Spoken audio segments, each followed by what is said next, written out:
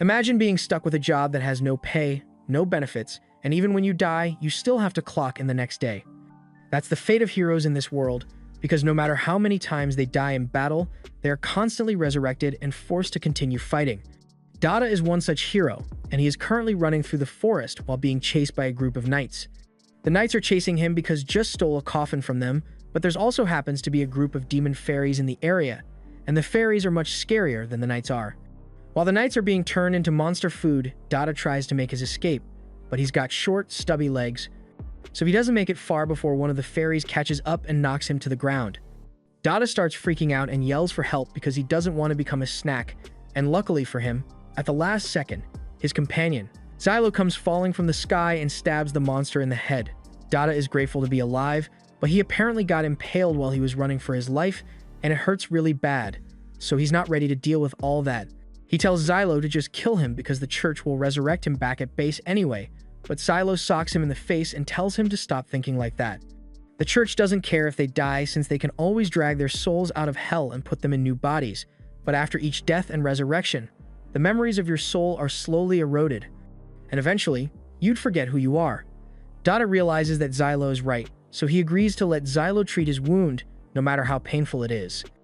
A little while later, Dada is all patched up, but just then, Xylo notices the coffin over there, and it all finally clicks that Dada did something really dumb. He was being chased because he stole this coffin, but Xylo doesn't understand why Dada would even bother stealing something like this from the knights in the first place. Dada apologizes and says he's not sure why he did it. He just saw the knights transporting the coffin and thought, I could probably steal that. And before he knew it, he was running through the forest with the coffin. It's taking every bit of restraint in Xylo's body to not slit Dada's throat after a stunt like that, but Dada begs him to let it go because worst case scenario, they can just return the coffin, everything will go back to normal. It's not like things could get much worse for them anyway. However, when they head over to the coffin to check it out, they realize that their situation just got a lot worse. It was already bad enough that Dada stole a coffin, but there's a girl's body inside it, and she looks like she's really important, so HQ is going to be really mad about this.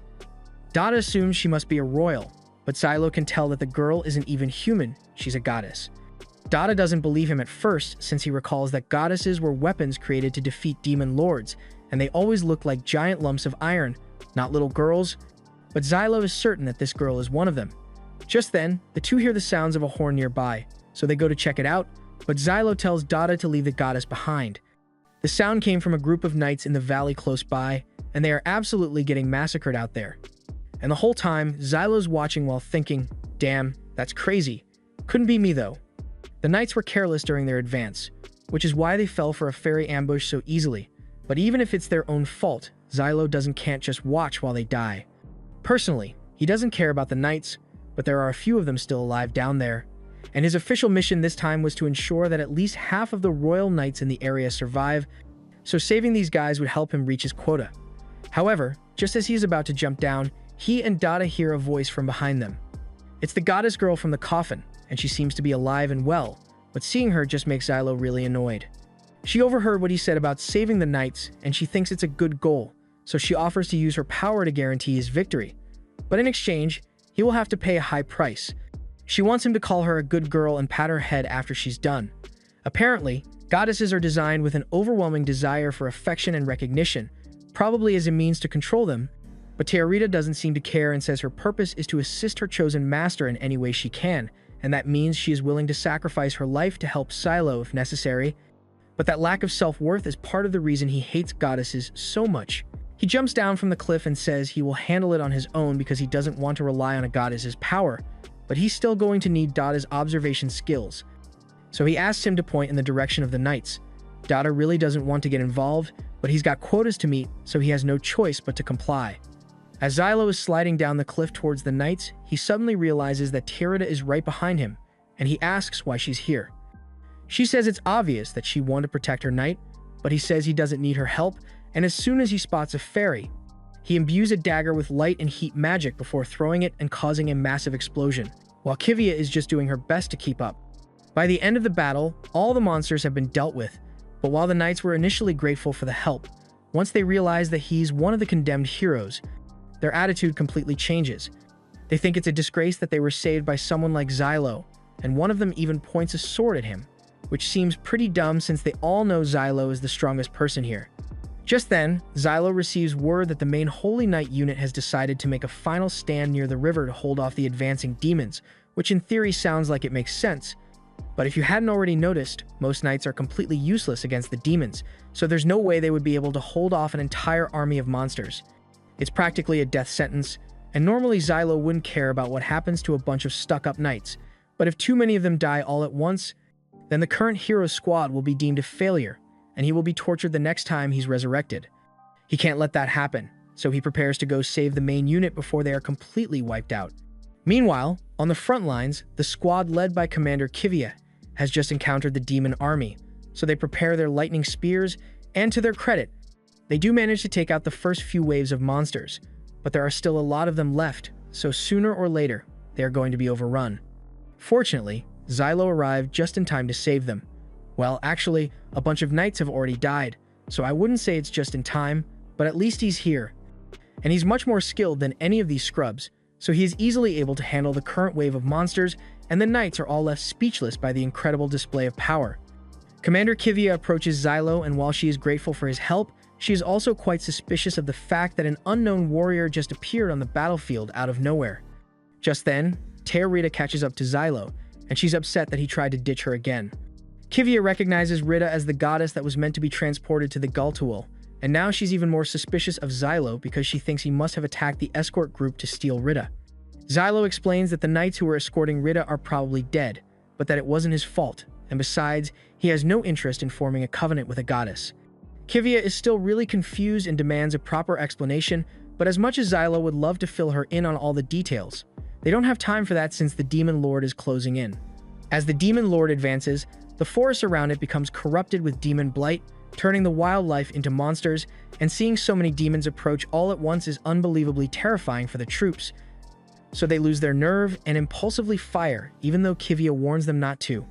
It turns out that that was one of the worst mistakes that they could have made, because this Demon Lord has a force field that not only blocks attacks, it also reflects the damage back at them, so a large portion of the Holy Knights are wiped out. With the demons still advancing, Xylo tells Kivia that this battle is a lost cause, so they should all retreat while they still have the chance. However, even though Kivia knows he's right, she still refuses to retreat. Xylo tells her that she'll die if she stays here, and the only reason he came was because he has orders to support their retreat. As soon as Kivia hears him say that, she realizes that he must be one of the heroes who was sent from headquarters, so she tells him that as the commander on site, she has final say on what the troop does, and for the sake of their honor, they will sacrifice their lives on the battlefield today. However, Xylo couldn't care less about Kivia's stupid honor because he can't stand people who willingly throw their lives away like this. But just as he and Kivia were in the middle of arguing, the Demon Lord suddenly begins its attack. Dozens of egg sacs rain down on the shore, and in an instant, the entire troop is overwhelmed by monsters. Xylo does his best to keep them at bay, but he's running out of daggers to throw, and the situation isn't getting any better. All of a sudden, a few of the monsters make their way over to the lightning cannons and end up causing a massive explosion on the battlefield that knocks Xylo out.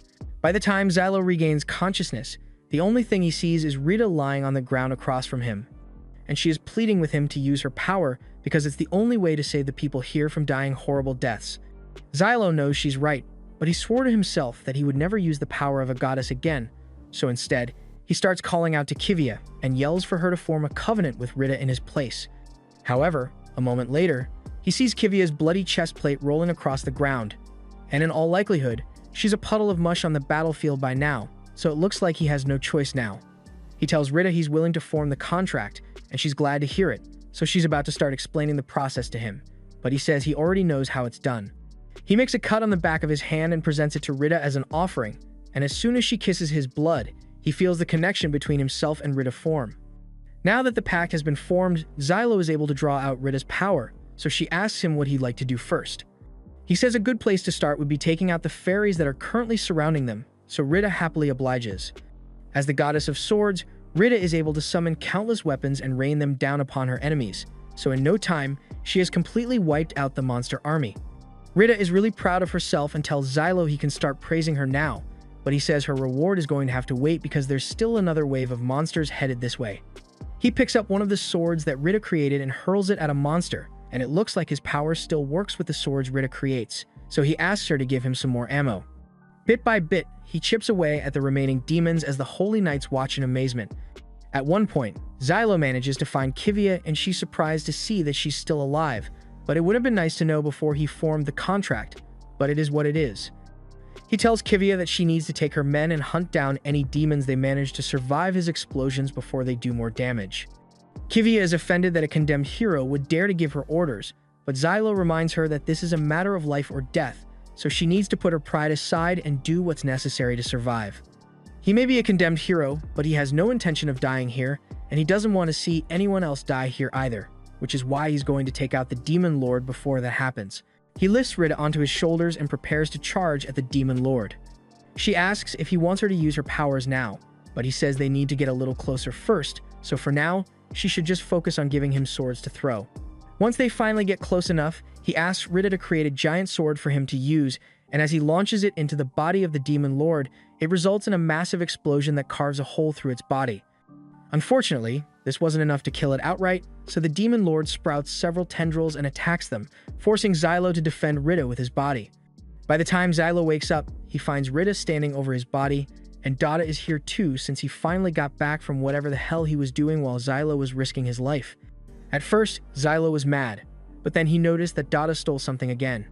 Dada tries to defend himself and says it was just lying around near base camp, so he thought he might as well take it, and for once, Dada's grubby thieving fingers actually paid off. This thing is a scorched earth seal, essentially a really powerful bomb, and Xylo just thought of a plan to use it to take out the Demon Lord for good. He sets it on a timer and jumps into the air before kicking the bomb straight into the Demon Lord's wound, and before it goes off, he grabs Rita and Dada and gets out of the blast radius as fast as possible. The bomb eventually goes off, and the Demon Lord's body is completely destroyed, so the battle is finally over, and Rita says she wants to be praised for doing a good job. But as he's about to pat her on the head, he suddenly has flashbacks to a previous goddess he had a contract with, and he can't bring himself to do it. Just then, Kivia shows up, and even though Xylo basically saved everyone here, she points her sword at him and says he will be punished for acting on his own and forming a covenant with the goddess Rita without permission. Rita tries to vouch for Xylo and tells Kivia that he is the most worthy knight she could ever ask for. But Kivia tells her she's only saying that because she doesn't know the crime that Xylo committed that got him sentenced to be a hero. Rita asks what the crime was since she's sure it couldn't have been that bad, but then Kivia explains that Xylo used to be a holy knight, and he was charged after killing the goddess he had previously formed a covenant with, and Rita is shocked to hear this. At least, that's the official story that was announced, but in reality, what happened was much different. On the day of Xylo's sentencing, he was brought before the court where the Inquisitor tells him he has been accused of killing his goddess, Senerva. Xylo tries to explain that he had received an order to go into battle with her, but the promised reinforcements never arrived, and Senerva was forced to use up all of her energy. When a goddess uses up all her energy, they become vulnerable and susceptible to demon blight, so he chose to put Senerva out of her misery before she could become corrupted. This was a completely valid reason, but the Inquisitor accused him of spouting blasphemy against the goddesses and ordered the guards to stop him from saying another word. Xylo desperately tried to explain that if a goddess becomes corrupted, it could give birth to a demon possessing goddess powers, and that would lead to the demise of humanity. But as he looks up, that's when he realized the Inquisitor doesn't care about the truth at all, and this whole thing had been a setup from the very beginning. He doesn't know who orchestrated it, or where they are, but he swore then and there that no matter how many lifetimes it may take, he will make them pay. A few days after the first mission ended, Xylo is sleeping in his tent back at base camp when Tiorita suddenly wakes him up. He tells her not to bother him since he wants to get more sleep, but he also asks her why she's still here, despite the fact that the knights already told her everything about his past. Tiorita admits that she was initially concerned when she learned that Xylo killed a goddess before, but she firmly believes that he must have had a good reason for doing so. He rolls over in bed and tells her that it doesn't matter what his reason was, because at the end of the day, it doesn't change the fact that he killed a goddess. He then tells Tiorita that the pact they formed can be dissolved with mutual consent, so all she needs to do is say the word and their bond will be severed, but Tiorita absolutely refuses. She says Xylo is her one and only knight, and no matter what, she's got to stick by his side until the end. Just then, Xylo receives a message from Venetum telling him that they have been assigned on another mission, and they have to head out immediately. Winter has already begun to set in this area, and Tiorita is amazed by how pretty everything looks when it's frozen, but as cute as her curiosity may be, it's also really annoying. So Xylo and Venetum get sick of her constant questions really quickly. Meanwhile, back at HQ, Kivia received a mission of her own, and according to her superior, she is to suspend the original transport mission and head to the Z1 tunnels to help clear them. She asks if this means those tunnels have been overrun with demon blight as well. So her superior explains that since the Fourth War and the appearance of Demon Blight number 1, a large section of their forests have been corrupted, and over the course of 20 years, humanity has lost a lot of its habitable land, so they cannot let the blight spread any further. To ensure the success of the mission, the hero team has been sent to assist the mission, so Kivia says she will head out to meet up with them immediately. But before she leaves, her superior asks her to greet High Priest Marlin for him if she happens to run into him over there. That night, Terida and the others are camping out in the woods when she notices that she hasn't seen Dada for a while now. Xylo explains that Dada is currently in the repair shop after Xylo beat him up a bit too hard for all the trouble he caused, so he won't be available for a while. King tells Xylo that as one of his subjects, he needs to be more careful with the way he treats his allies, and Xylo half-heartedly agrees with him so they can move on with this conversation. Terida gets close to Xylo and asks him why he keeps calling that dude King, so he explains that King is a hero like him, and he genuinely believes that he is the king of the Federated Kingdom, so it's easier to deal with him if you play along. As for the reason he was forced to become a hero, King launched a large-scale terrorist attack against the kingdom to quote-unquote reclaim his throne, so he's a bona fide terrorist. Terida wasn't expecting the reason to be so serious, so she tries to change the subject and asks who that guy over there is. Xylo informs her that that's Tatsuya, but Terida thinks it's pretty weird that he's just staring up at the sky like that. Xylo has no idea why he does that either, but as he explained earlier, when a hero dies and is resurrected, they lose part of their memory and personality, so if they aren't careful, all of them will end up like Tatsuya one day. The next morning, they finally arrive at the village, but the villagers don't seem very happy despite the fact that help has arrived. Honestly, the fact that there are even still villagers in the area strikes Venetum as odd since normally they would have all been evacuated by now, but it looks like there are a lot of holdouts for some reason. Xylo walks up to one of the shops to gather some information, and the lady is initially wary after realizing that Xylo is a hero, but he assures her she has nothing to fear. He tells her he and his friends are just here to get the tunnels under control, but the lady doesn't think it will do much good since the village has already lost a lot of people to the blight. She then walks away without giving Xylo a chance to ask for directions toward the tunnel, but just when he was about to give up, a little girl gets his attention and points him in the direction of the tunnel. Xylo thanks her and starts walking away, but before he could get far, she asks him if he is going to save her father. Xylo remains silent and continues walking away because while he does feel bad for her, if her father were in those tunnels, then he's probably long dead by now, and he doesn't want to give her any false hope. Xylo later regroups with the others and they go over all the information that they've gathered so far. The Z1 tunnels produce good quality iron, which is used as a catalyst in sacred seals to be used against the fairies, which is why the military has poured a lot of money into developing this area. But it ended up becoming infested with the fairies, so it's not of much use right now. Terida asks Xylo what a sacred seal is since she doesn't know much about them, so he explains that sacred seals are what allow him to fight the way he does. That said, he doesn't know much about them either, so he asks King to explain since this is his area of expertise. King is a genius when it comes to sacred seals, and he's able to perform tunings that would usually take dozens of people all by himself. But sacred seals alone are not enough to defeat their enemies. As they approach the tunnel, Venetum informs everyone that about a month ago, the villagers reported that a bunch of the cave miners got turned into fairies in there and started attacking people. The exact details on the incident are a bit fuzzy, but they were able to discover that Blight number 51 is being referred to as Lotus. Their mission today is to excavate a direct path for the Holy Knights to use to attack, so all of them are forced to head in and deal with the demons. However, when Venetum says all of them, what he actually means is all of them except him, because as the commander of this team, he needs to stay back in the city to coordinate the mission. Xylo knows that's just an excuse he came up with to avoid doing any actual work, but Venetum has already begun running away, and it's not like he would have been much help in there anyway. The group proceeds without him. For the next few hours, Xylo and Tatsuya spend their time digging through the tunnels to create an opening for the knights, while King sits at his workbench, carving sacred seals into the digging equipment to make them stronger. Terida wants to contribute as well, so she asks him if she can help with the digging, but Xylo rejects her offer since he doesn't want a goddess wasting her stamina on a task like this. Just then, Kivia shows up, and she mentions that higher-ups told her about how Dada was the one who stole Terida's coffin, not Xylo. So this is her way of apologizing for accusing Xylo without actually apologizing. She asks him why he didn't explain himself to her back then, but he says it would have been pointless because Kivia wouldn't have believed him anyway. He's right about that, but to avoid any further misunderstandings, Kivia asks Xylo to explain all relevant details to her on future missions. Xylo agrees to her request, but he doesn't see what good it would do when they were given a mission like this.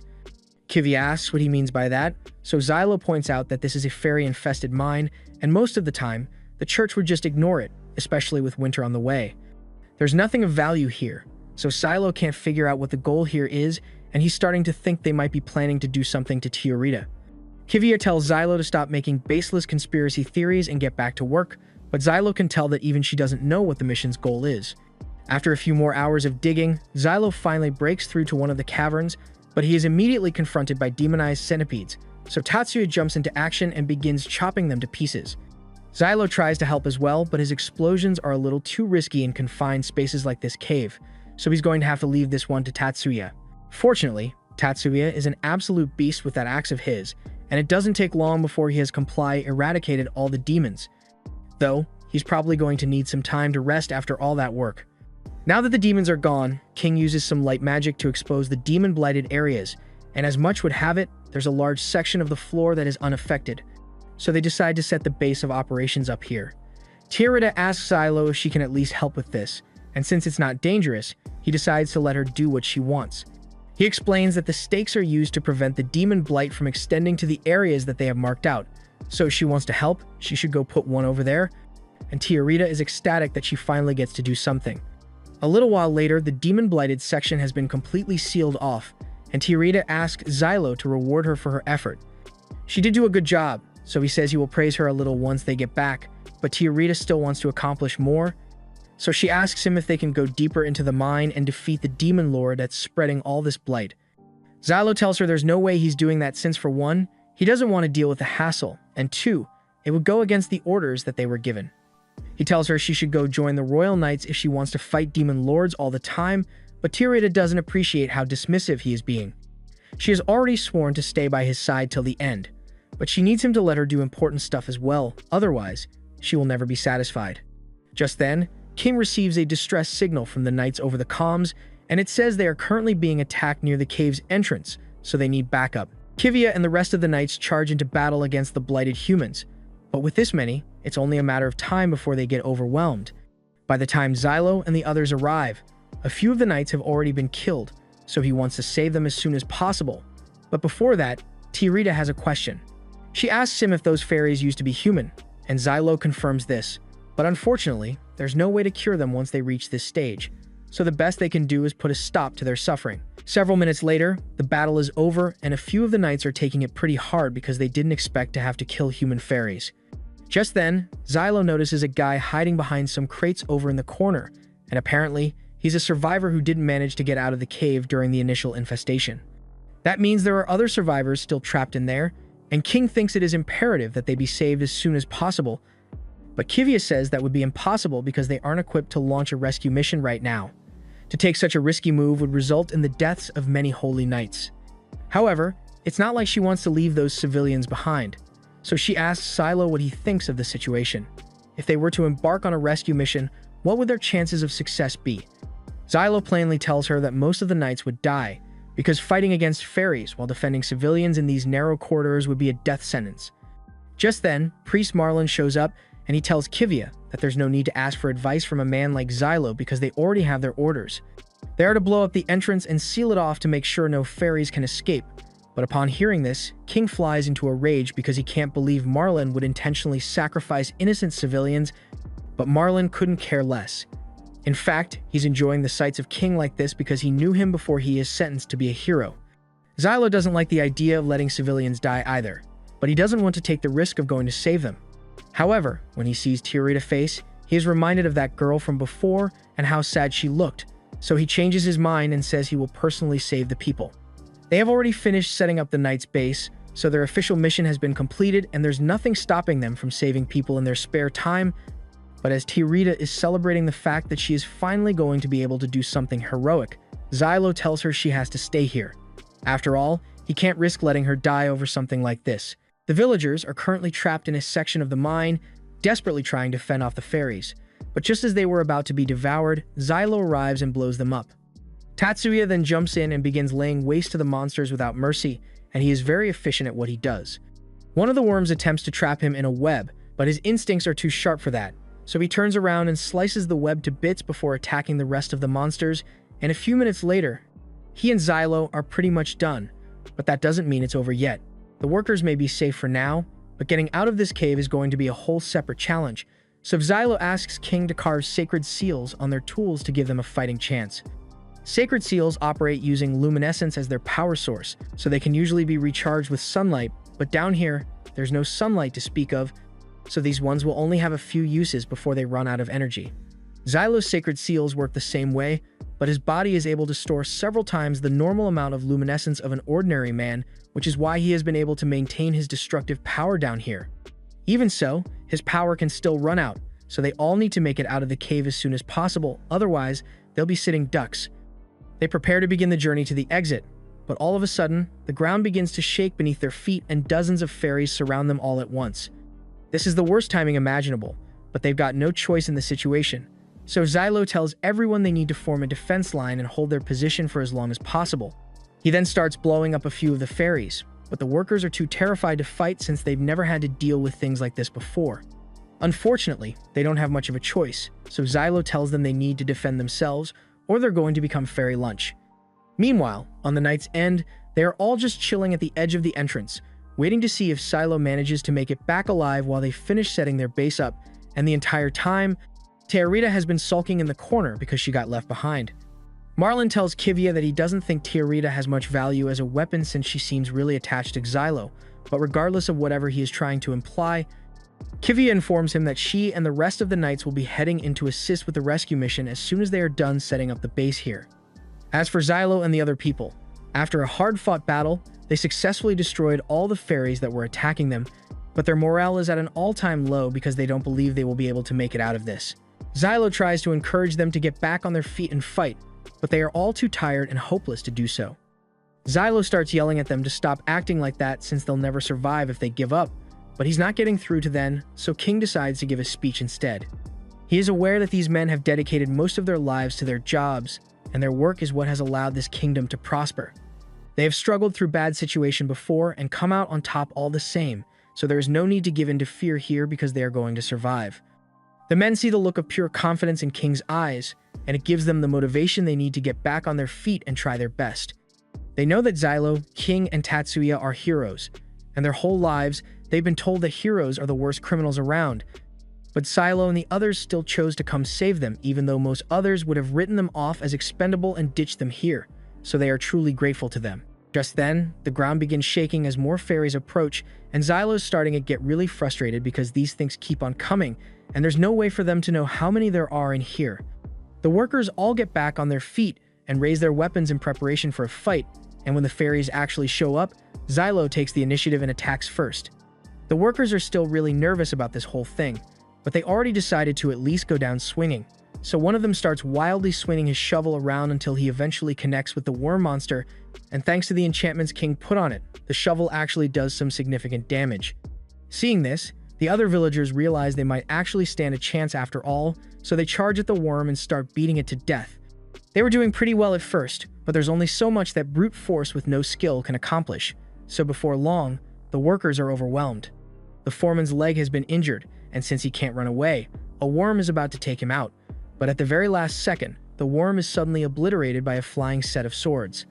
There's only one person who could have done this, and Xylo turns to find Tearita triumphantly standing near a passageway as she announces her arrival. Once everyone is safe, Tearita tells them that they can start praising her now, but Xylo doesn't want to. King, on the other hand, is very grateful for Tearita's intervention, because without her, several workers would have perished in that battle. Tearita tells him it was no big deal since with her and Xylo working together, victory is all but assured. Since Tearita can make an unlimited number of swords, King decides to use a few of them to build a fence for everyone to rest in. He grabs a few and gets ready to start carving the fence sacred seals into the swords. But while he's doing that, Xylo walks up to Tearita and demands to know why she is here when he told her to wait outside. She explains that she simply snuck past the knights while they weren't looking, and she asks Xylo to praise her for being so crafty, but he once again refuses. Tearita thinks Xylo must be upset because it took so long to save everyone, but she tells him that's his own fault for leaving her behind earlier. However, Xylo interrupts her and says he has no intention of using Tiarita or her power, and she is really disappointed to hear that, because being used is her whole purpose in life. She asks Xylo what he wants her to do instead, if not fighting alongside him in battle, and he tells her that she just wants her to survive, so he won't let her risk her life for useless glory.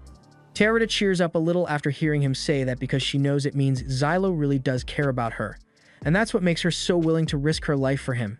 She knows seeking praise is built into her nature, but it is still part of who she is, so she wants to live a glorious and useful life, and there's nothing Xylo can do to stop her. Xylo realizes that it might be a little selfish of him to ask Tiarita to deny her desires, but before he could say anything, everyone felt another sudden tremor, and this one feels a lot worse than the others. As the monsters approach, Xylo tells Tiarita to stand back for her safety.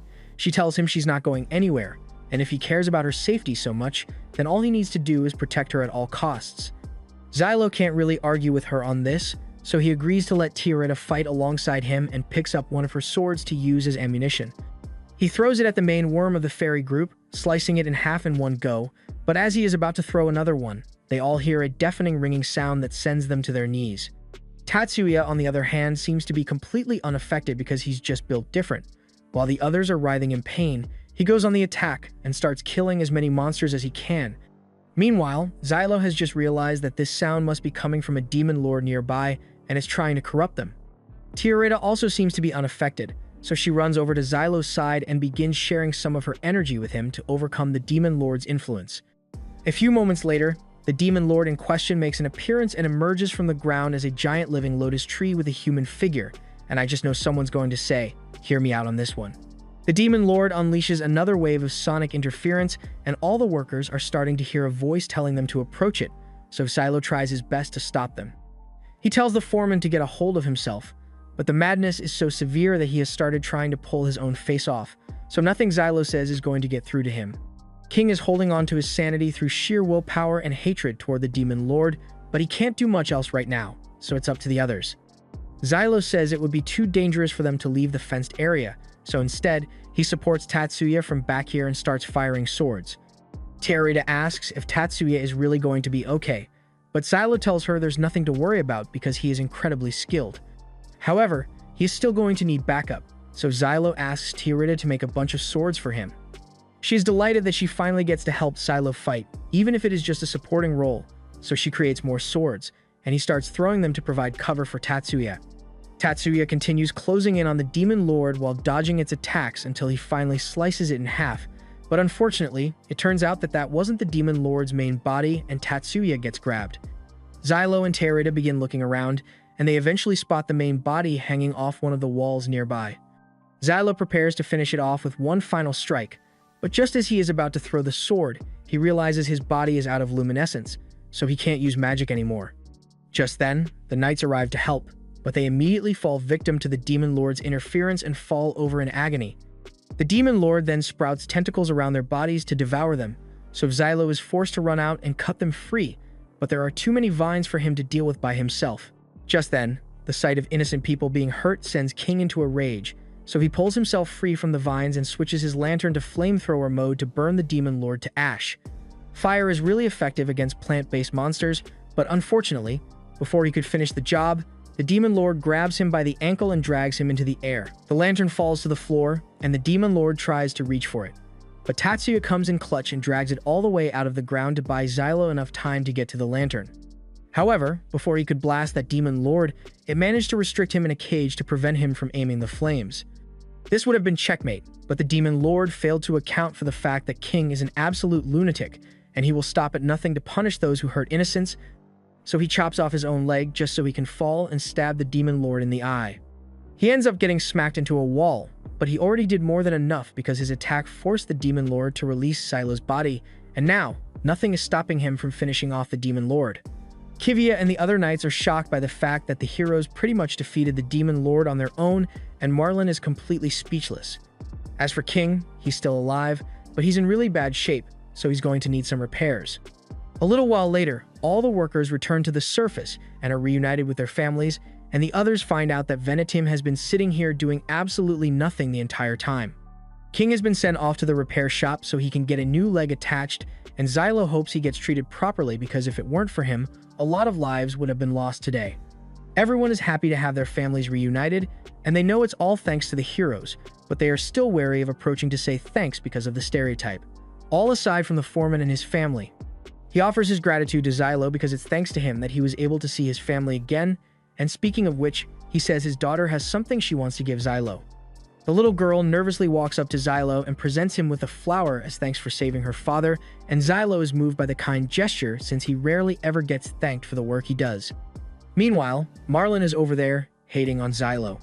He tries to get Kivia to report Xylo for breaking the rules and fighting the Demon Lord without permission, but she shuts him down real quick because Xylo and his team saved lives today, and the only thing Marlin did was try to convince her to abandon those people.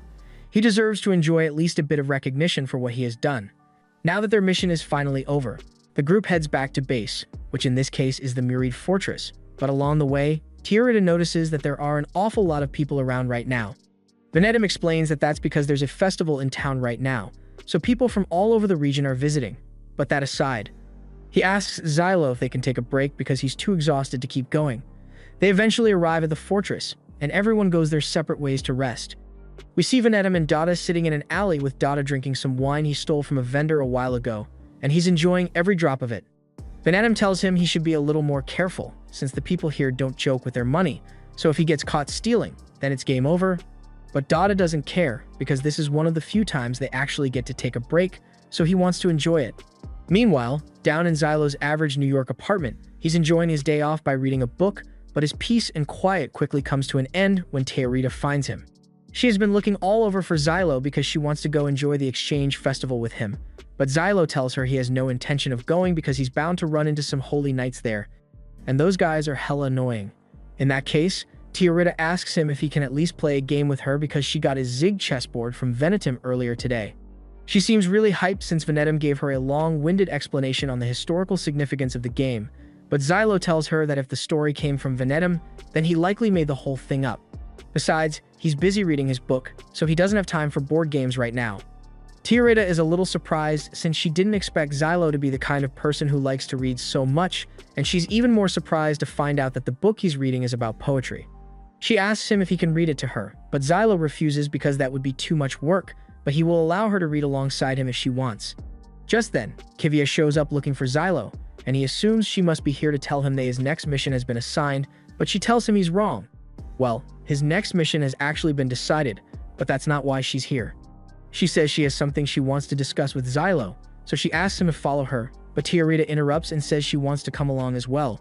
She suggests they could all go enjoy the festival together while they talk, and with Kivia there, none of the other holy knights will bother Tiarita or Xylo, so it's a win-win. Xylo and Kivia both agree to go with her, so they head out, and Tiarita is having the time of her life. There are so many things she has never seen before, so she points to a stall and asks Xylo to explain what that thing is. He tells her that that's a bowl of candy, but Tiarita has never heard of candy before because it didn't exist back in the era when she was created. There are also a bunch of other things that are new to her, like stir-fried noodles and that thing over there. Xylo already knew about the noodles, but he has never seen the other product before, so he has no idea what it is. But Kivia, on the other hand, seems to know a lot about it. She explains that it is a popular frozen treat from the first capital called ice cream, and it comes topped with honey, nuts, and caramel. Tiarita really likes the sound of that, so she asks Xylo if she can have some, and since he doesn't want to disappoint her, he agrees to buy some. He then turns to Kivia and asks if she wants one too since she seemed really enthusiastic when she was talking about the ice cream, but she says she doesn't want to waste her money on it right now. In that case, Xylo hands Tiarita a few coins and asks her to buy 2 ice creams, so she runs off to join the line. While Tiarita is in line, Xylo and Kivia stand off to the side, and while they are waiting, Kivia tells Xylo that her opinion of him has improved a lot lately. At first, she thought he was just another despicable criminal, but he saved her men on that beach, and he risked his life for the villagers that were about to be abandoned, and they are all really grateful to him. Xylo is glad to hear that his efforts are being recognized even if it's only a little, and Kivia goes on to tell him that his actions also likely saved Tiarita's life as well. Hearing this catches Xylo off guard, so he asks what she means, and Kivia explains that Tiarita was originally discovered in the northern ruins, and the 13th Order of Knights was sent to retrieve her as usual. But the military and the temple disagreed on the best way to use her. The temple wanted to form a covenant with Tiarita, and have a fight with the Holy Knights. But because Xylo had previously killed a goddess, the military came up with the idea that it might be possible to reverse engineer even more goddesses. For that reason, they demanded that Tiaretta be handed over to them for analysis, which is just a nice way of saying they were going to dissect her. But Xylo ended up forming a contract with Tiaretta instead, and the fact that he managed to defeat 2 demon lords in such a short amount of time proved that Tiaretta was more useful alive rather than as a test subject. Xylo doesn't understand how they could have ever deemed Tiaretta useless in the first place when she is a goddess with powerful abilities. But according to the message in the ruins she was found in, all Tiaretta can really do is summon swords. It is said that the goddesses descended onto the world in an age known as the Great Civilized Era, and their natures vary wildly from one to the next. Some can produce potent poison, some can summon lightning strikes or violent storms, and some can even see visions of the future. They awaken whenever the demon blight emerges, and after fulfilling their purpose, they usually go back to sleep in their coffins. Xylo already knows about the different abilities a goddess can possess, and apparently, Tatsuya was summoned from another world by a goddess at one point. But that aside, compared to the abilities of the 12 goddesses that have been discovered so far, the military thinks of Tiaretta's sword summoning power as inferior, so they were willing to sacrifice her. And the knights had no choice but to go along with the order, which is why they wanted to sacrifice themselves to atone for their sin. Xylo asked her to give him the details of the next assignment as soon as possible, because as long as he does a good job on it, he will be proving Tiaretta's usefulness, so she won't be dissected. Kivia appreciates Xylo's conviction, so she tells him that the next mission will require him and the others to defend this fortress. A little while later, Xylo and Venetim meet with the commander of the mission, and it's pretty much the same as what Kivia said, but there's one problem. The commander is telling them to defend the fortress with their lives. The goal of the mission is to defend the fortress while luring the demon lord, Iblis, into the area, after which a large-scale poison attack will be unleashed by the 9th goddess to defeat it. Xylo scoffs at the idea since it has already been established that poison alone isn't enough to defeat a demon lord. All it does is put it in a state of suspended animation for a while, and the commander admits that Xylo is right, but he says revisions have been made to the strategy to ensure that it works this time. They plan to turn the fortress into a continuous kill chamber for the demon lord, so the heroes have to act as its defense until they die in the process.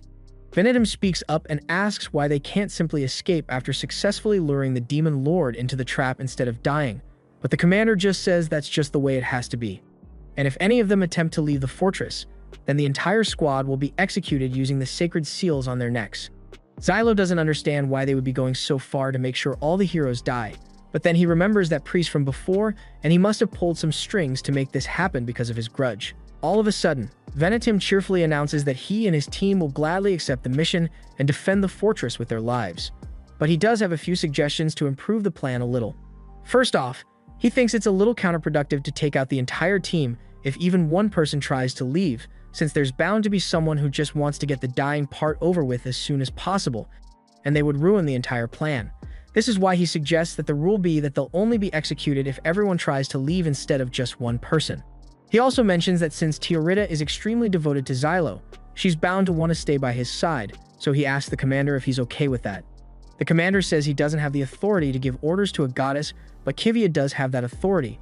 So Venetim asks Xylo to go talk to her to make it official, but before Xylo leaves, he asks Venetim if there's anything else he wants because he's going to try and negotiate with the commander. Xylo says he's going to need more troops and provisions if possible, and Venetim promises to do his best. After all, he's a master at convincing people. Before Venetim was sentenced to be a hero, he was a con artist of the highest magnitude, and he had just been captured. He had committed several different types of fraud, including attempting to sell the royal castle to a circus, and he got pretty close to getting away with it too. But that's not the reason he's on trial here today.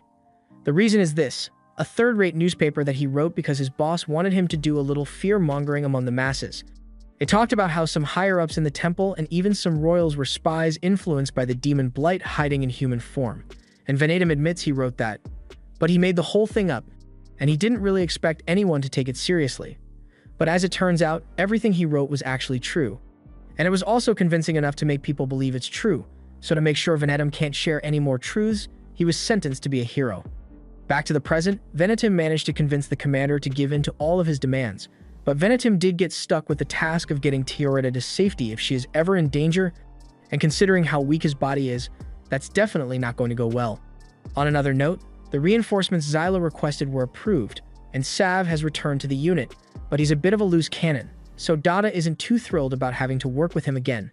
Meanwhile, we see Sav outside betting on a game, and the guy he's up against seems to have won, but Sav calls him out for cheating. Sav apparently has really good eyesight and senses, so he knows he's right about the guy cheating, but the guy refuses to accept that he has been caught and tries to threaten Sav into leaving his money. However, Sav doesn't take being threatened well and chops the guy's hand off as punishment for cheating, after which he casually gets up and leaves because he's feeling hungry. Before Sav became a hero, he was an assassin raised by the Order, and the Order normally uses all sorts of manipulation tactics and torture to turn their members into mindless killing machines. But Sav was pretty much mindless to begin with, so their methods didn't really do much to him. He doesn't really have a concept of morality outside himself and the people he cares about, so he just went around killing whoever at will whenever the Order told him to. The one in charge of Sav's sentencing feels a little bad for him since most of his kills were done under the command of the Order, and the kingdom is well aware of how brutal they can be, but even so, Sav still committed the crimes, so he must be punished. The sentencer asks him if he's scared of what might happen because next case here, he might get life in prison, while worst case, he'll be sentenced to death. And Sav admits that he's absolutely terrified, but he knows being scared won't help him in this situation, so he's just trying to enjoy the moment. Just then, another sentencer walks in and asks Sav how he chooses his victims when it's time for him to kill. And Sav admits that he usually gets ordered to kill someone, but most of the time, after watching his target for a while, he starts to get attached. At that point, he would feel bad if he were to kill the person, so instead he'd just kill a completely unrelated person instead and call it a day. The judge listens intently, and with a smile on his face, he tells Sav that a fate like death is much too lenient for someone like him.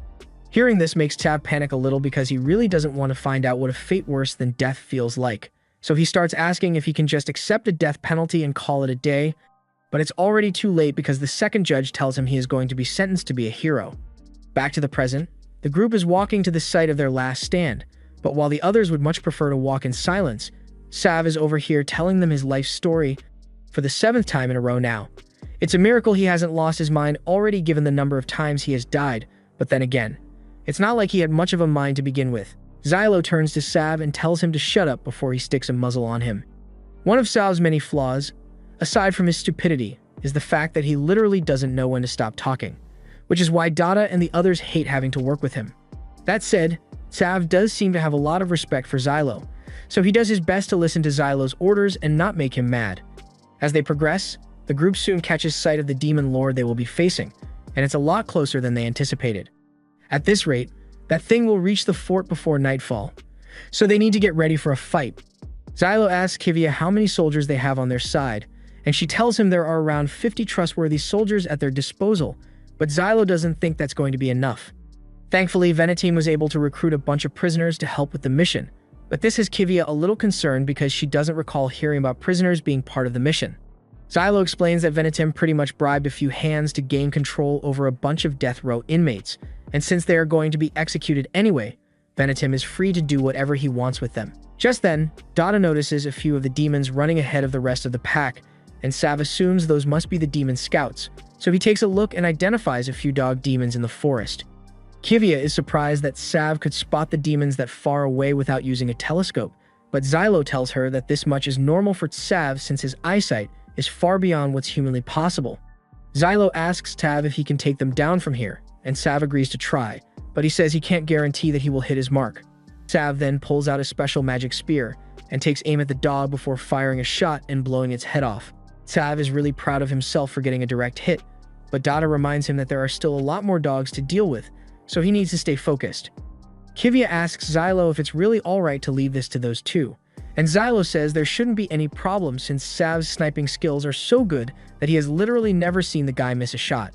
He is fairly confident that Sav will be able to take out most of the scouts, so now, all that's left is to set up the traps. Kivia is surprised that Xylo is so level-headed even though this is a losing battle, but he says he just doesn't want to give the higher-ups looking down on him the satisfaction of seeing him die. And besides, he needs to succeed here to prove Tiurita's usefulness. Otherwise, she's going to be dissected sooner or later.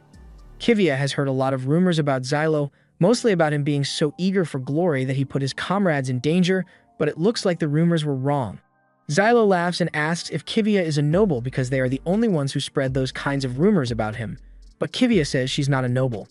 Xylo straight up doesn't believe her, because there's no way the higher-ups would let a commoner become a knight commander, but Kivia never said she was a commoner either. She explains that her father is the high priest of the church, and Xylo is shocked to hear this because the high priest is pretty much the highest-ranking official within the church. So he's a really big deal. Just then, Sav tells Xylo that he's done dealing with the dogs, so Xylo tells him and Dada to wait on standby here while he goes to take care of some other business.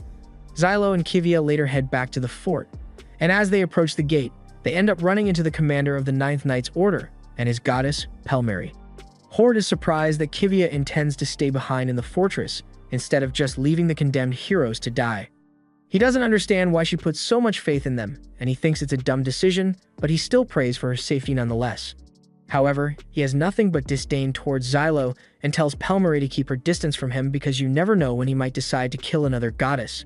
This pisses Xylo off, but he knows arguing won't get him anywhere, so he decides to let it go. Before anything more could be said, Pelmeri speaks up and asks Horde if he thinks she was useful during the previous mission. Horde tells her she was absolutely perfect and pats her head as a reward. But now that there's nothing left for him to do here, he tells the members of his team to get ready to leave, and they all walk past Xylo and Kivia. Xylo and Kivia then walk into the fortress, where countless barrels of wine have been prepared. Sav asks what all the wine is for, so Xylo explains that they are going to detonate it all when the demons get here, and after that, Pelmeri will poison the demon lord repeatedly until it dies. Sav realizes this pretty much means they are going to be forced to die, and the fact that he is being used as a pawn is pissing him off. So he decides to blow off some steam with some perfectly legal self-defense. He provokes one of the nearby knights into picking a fight with him, and as soon as the knight puts his hands on Sav, he takes out his knife and is about to slit the dude's throat. But fortunately, Xylo managed to stop Sav in time, and one of the dude's friends comes over to pull him away, so nothing bad ends up happening, but it could have gotten pretty messy. Xylo asked Sav what he was thinking, and Sav explains that he just wanted to vent his frustration a little. Kind of like kicking a rock when you're frustrated, but Xylo reminds him that humans and rocks are not the same. Just then, Tyrita shows up, and she's really pissed that Xylo went out to do recon without bringing her along. She's also upset because she ran into the goddess of the 9th unit today, and she found out that Pelmeri gets 7 head pats a day. Meanwhile, Xylo hasn't given her even a single head pat since the day she was awakened. She starts trying to bargain for at least 3 pats a day from Xylo, but he remains completely uninterested and brushes her off, which makes Tyrita throw a hissy fit. Just then, a guard shows up to inform Kivia that a group of men has just arrived at the back gate, and they all seem to be looking for Xylo. Xylo doesn't understand what's going on since he can't imagine anyone that would come looking for him here, but when he goes to meet the men, he realizes that they are the miners he saved from the caves. They tell him they all want to assist in any way they can, but Xylo is unwilling to accept their help because he doesn't want to put them in danger. He tells them to just go back to their families before it's too late, but the men explain that they aren't here solely out of gratitude. After the mine was infected, their village suffered a huge loss, and if this mission fails, then the same thing will happen again, so they want to do everything they can to help. Xylo is about to turn them down again, but King suddenly shows up and heartily welcomes the aid of the miners. Xylo tries to talk him out of making such a hasty decision because these people aren't fit for combat, but King had no intention of sacrificing them on the battlefield. Instead, he has a much more effective way for them to help. He explains that while sacred seals are complex, as long as he makes a blueprint for them to follow, the miners should be able to carve as many seals as necessary to boost the fortress's defenses. King has the men extremely motivated, so Xylo decides to just let them do as they please for now. A few hours later, all preparations for the battle have been completed, so everyone gathers to review the details of the plan one last time. Tatsuya is in charge of sealing off the underground passages, and Sav will be tasked with guarding the back entrance of the fort with the prison recruits, while King is in charge of supporting the snipers with the miners. As for what Xylo will be doing, the original official plan of blowing this place up and poisoning the Demon Lord is a death sentence for all of them. So Xylo plans to take the initiative and use the traps he laid out earlier to kill the Demon Lord before it reaches the fort. A little while later, Xylo meets with the recruited death row inmates and tries to explain the plan to them, but they get offended by the thought of having to take orders from a hero, so one of them grabs Xylo by the shirt. Unfortunately, that was a poor decision, because the second the guy touches Xylo, Sav shoots a completely different guy in the back who was just minding his own business. All the prisoners are stunned and ask why Sav didn't just shoot the guy that was causing the trouble. So he explains that the big guy looks like he's strong enough to do a lot of work, so it would have been a waste to kill him. Xylo walks over to Sav and slams him against the wall, because while he won't deny that this is an effective way to get them to listen, he warns Sav not to do that again and walks off. And that's when the prisoners realize that listening to Xylo might be their best chance of survival here. Xylo then gets called into a meeting with Venetim because Venetim just received a letter addressed to him. However, Xylo immediately tells Venetim to burn the letter as soon as he recognizes the seal on it, but Venetim tells him to please hear him out. The letter is from the Frenzy Mastibold, of the Mastibold family, and for some reason, they are offering to lend an army to help defend the fort. Venetim would like to accept the offer since it would significantly boost the odds of their victory, but Xylo wants nothing to do with Frenzy, so he refuses. There's nothing Venetim can do to convince Xylo, so he decides to change topics and asks Xylo if he believes in conspiracy theories. Xylo asks if he's talking about that strange news article he published a few years ago about there being demon worshippers among the higher-ups, because it obviously sounds fake. And Venetim can see why he wouldn't believe it, but he asks what Xylo would do if it turned out to be true that there were demon worshippers working behind the scenes to make sure humanity loses the war. After all, it would explain all the illogical and dumb decisions that the higher-ups have been making recently, and now that Xylo really thinks about it, it does seem really suspicious. As night falls, the demon army approaches the castle, so they ready their defenses and King and the miners begin taking shots at the demon cavalry.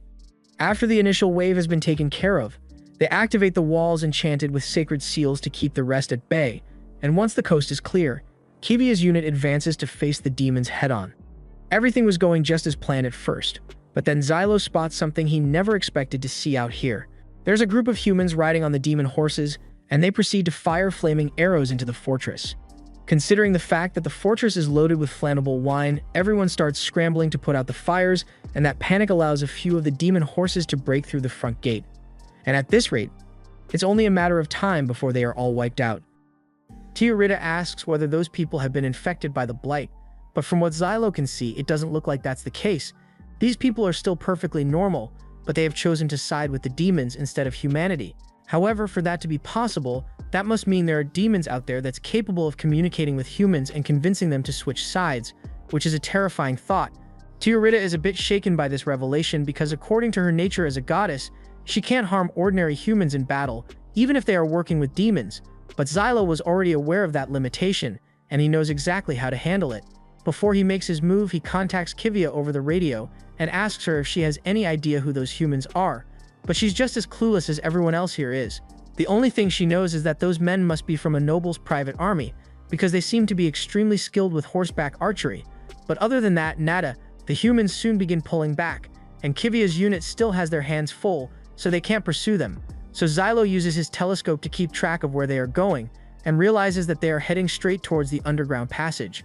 Fortunately, Xylo had sent Tatsuya down there with a few knights to guard the entry point, and Venetim's here as well, but honestly he's not going to be of much help. Back on the surface, Tov tells King that he should probably retreat soon since the front gate won't last much longer, but he refuses because if he were to retreat there would be no one to motivate his men. He orders everyone to prepare the magic cannons for an attack, so they all frantically begin loading the artillery, and as King gives the order to fire, the demons are bombarded. The cannons do quite a bit of damage, but the accuracy of King's men leaves something to be desired, so he tells them to reload and prepare to fire again. But unfortunately, the demon army is progressing faster than they thought it would, and if nothing is done, they will be overrun before they get a chance to reload. King can't let that happen, so he calls for Xylo to join the fight and hold the demons back.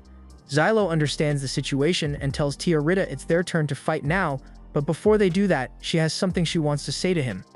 Ever since they met, Xylo has been telling her not to risk her life for the sake of others, yet he has no problem doing so himself.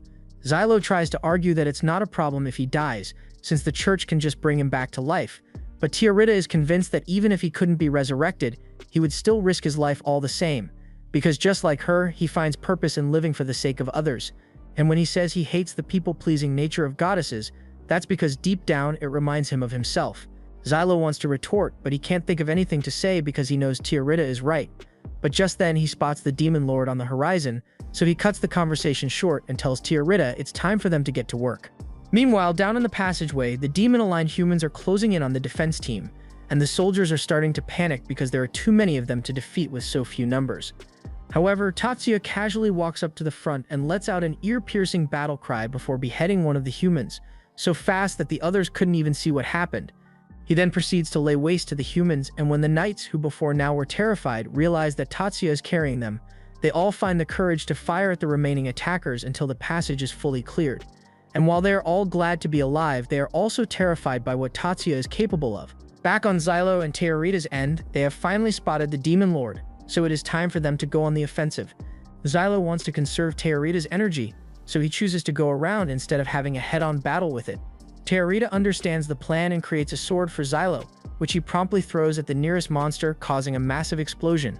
Teorita has gotten really good at predicting what Xylo is going to need, so when 3 frog monsters try to sneak up on them, she immediately spawns in enough swords for Xylo to take them out without him needing to say a single word. However, there are too many monsters in this area, and Xylo doesn't want to continue wasting energy on blowing them up, so he grabs Teorita and prepares to jump away. However, just before he could leave the ground, his foot was suddenly grabbed by a demonized worm, keeping him trapped in this spot. Teorita offers to use her power to free him at once, but Xylo tells her to stop because she needs to save her energy to defeat Iblis. Though the situation isn't looking good since the demons are all closing in on Xylo's location, and he doesn't know what to do. Just when things were looking hopeless, the demons all hear the sounds of a small army approaching on horseback, and that distracts them long enough for Xylo to free himself from the worms group and jump away with Teorita on his shoulders. As they fly towards Iblis, Teorita asks Xylo if he knows who that army belongs to and why they are here. But while Xylo knows exactly who those people are, he is anything but happy to see them. As soon as he lands, he calls Venetim to demand an explanation, because he explicitly told him not to accept aid from those people. Venetim knows Xylo is mad right now, but they desperately needed the reinforcements, and honestly, Xylo is partly to blame here since he's the one who chose to trust a conman to follow instructions. There's nothing Xylo can do about it now, so he just focuses on treating his wounds so he can get back into the fight as soon as possible. But halfway through, he gets a call from Dada, and he sounds absolutely terrified. Xylo looks over and sees Dada being chased down by a group of mercenaries, and he doesn't understand how this could have happened since he asked Dada to go hire the mercenaries. Dada reminds Xylo that his instructions were to steal some money, and then use that money to hire some mercenaries to defend the fortress, but he thought it would be more efficient to just steal the money from the mercenaries themselves. However, the mercenaries really didn't seem to like that. Xylo is pissed that Dada messed up so badly, but if nothing else, having so many people on the battlefield confuses the Demon Lord enough to create an opening for Xylo and Teorita, so he plans to take full advantage of it. While the Demon Lord is still distracted, Xylo jumps right on top of it, and once he and Teorita are in position, Teorita uses her power to summon a giant sword to pierce the Demon Lord's body. The sword won't be enough to kill the Demon Lord, but that's fine, since the goal here was just to get its attention. A few moments later, Xylo heads and Teorita head into the forest where several magic devices have been prepared and buried in advance. Xylo activates them all just before the Demon Lord arrives, and as it lunges at him, it lands face first in the trap. A sinkhole appears beneath the Demon Lord as a result, and with the ground sinking, it is unable to climb out of the hole. So while it is stuck in place, Teorita proceeds to summon several giant swords on top of it. As Teorita's swords pierce the Demon Lord's body, it attempts to stop them by corrupting the blades, but she pushes back and forces the swords in, dealing a great deal of damage to the Demon Lord. By the end of her attack, the Demon Lord lays motionless at the bottom of the pit, and Teorita is clearly exhausted, so Xylo tells her to rest here for a minute while he goes to call the Poison Goddess to finish the Demon Lord off. He's honestly pretty annoyed by the fact that the higher-ups intended to sacrifice them alongside the fortress, even though it was this easy to defeat the Demon Lord. Sure, it's still alive, but with wounds this severe, there's no way this thing can budge a muscle. Xylo's assessment of the situation was correct, yet he had failed to consider the fact that the Demon Lord is capable of splitting itself from its main body. So as a new eye opens, it fires dozens of spikes into the air. Xylo warns Teorita to run for cover immediately, but she isn't able to react in time, so he is forced to run over to protect her, and ends up taking a spike to the back as a result. Meanwhile, the Demon Lord is preparing to attack once more. The situation here is bad, but it's even worse back at the fortress, because it is almost completely engulfed in flames and overrun with monsters. King orders everyone to retreat with immediate effect because he doesn't want any more casualties. But evacuating isn't really an option right now, since the only escape route is currently being swarmed by demons. Back to Xylo and Teorita. Teorita rushes over to Xylo to check if he's alright, but he just tells her to get out of here while she still can. She may want to continue fighting, but he can tell that she is at her limit, and if she uses any more of her power, there might be serious after effects.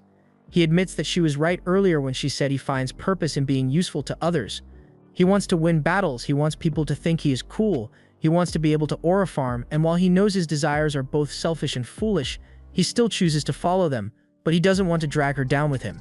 Tiarita stands beside Xylo and tells him that regardless of how he feels, she is going to fight by his side no matter what, because after all, she is his mighty goddess. She tells him that if he really wants her to survive, then all he needs to do is make sure they win. And Xylo looks like he's fine with that, so he tells her to be prepared to win this fight no matter what. As the Demon Lord breaks into a smaller flying form, Tiarita takes off her cape and tells Xylo she is going to make him a special sword. Xylo asks if the sword will be strong enough to defeat a nearly immortal monster. So she explains that she's about to summon a holy sword, and there is almost nothing it can destroy, but she won't be able to make it last long, so he had better not miss his shot. The Demon Lord tries to use its tentacles to stop Xylo, and it succeeds in stabbing him through the chest. But thanks to some cover fire from Dada and Solve, Xylo is able to grab hold of the holy sword, and as the Demon Lord charges at him, he lets it bite his arm as bait before stabbing it right in the eye with the holy sword. He recalls that Tiarita told him there's nothing this sword can't destroy, and as he twists the blade inside the Demon Lord, it is instantly disintegrated, almost like it never existed to begin with. The holy sword soon crumbles to dust, and Tiarita's exhaustion catches up to her, causing her to fall over, and Xylo manages to catch her, but he isn't doing so well either, so he soon faints as well. The next time Xylo opens his eyes, he finds himself in an infirmary with a member of the church sitting by his bedside. He has no idea who this guy is. The man says he went to great lengths to patch Xylo up enough so he doesn't need to go to the repair shop. Xylo tells the guy to leave because he doesn't trust people from the church, and he agrees. But before he goes, he informs Xylo that his efforts aren't going unnoticed. Many civilians and even some high-ranking officials have started seeing him in a positive light recently, and Xylo is glad to be recognized, but Xylo doesn't want to receive praise from the church, so he tells the man once again to leave. But the man says there's one more thing he wants to say before he leaves. He warns Xylo that he should be careful not to disobey too many orders from now on, because there are a few high-ranking nobles who are upset by how successful Xylo has been with taking down demon lords. They are part of a faction called the Demon Blight Coexisters, and the name is pretty self-explanatory. So he leaves Xylo to decide what he's going to do with that information. Once the man leaves, Tiarita walks into the room to check on Xylo, and for a moment, Xylo has flashbacks to how Sinerva used to act the same way. Tiarita notices the look of absolute shock on his face, and she becomes worried that Xylo might have forgotten her because of his injuries, but he pats her head and says he could never forget her.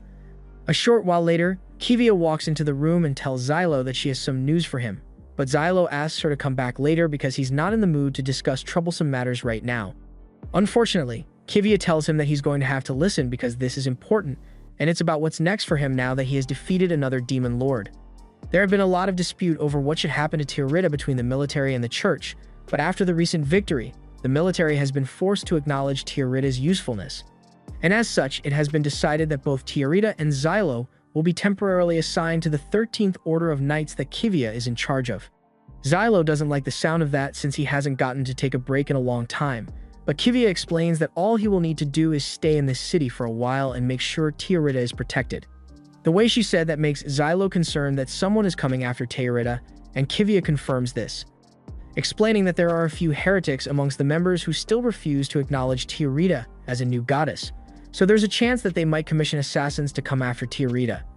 Overall, this just means that as long as Xylo can ensure Tiarita's safety, he gets to take a much-needed vacation. And Tiarita is excited for it because this means she finally gets to spend some quality time with him. A few hours later, Xylo is reading one of his books, and Tiarita has fallen asleep beside him. But just then, a guy named Jace walks in looking for him.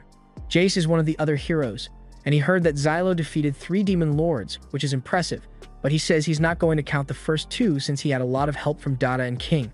As for Jace, he has personally defeated 2 demon lords since they last met, so he triumphantly announces that he's ahead on their wager 2-1.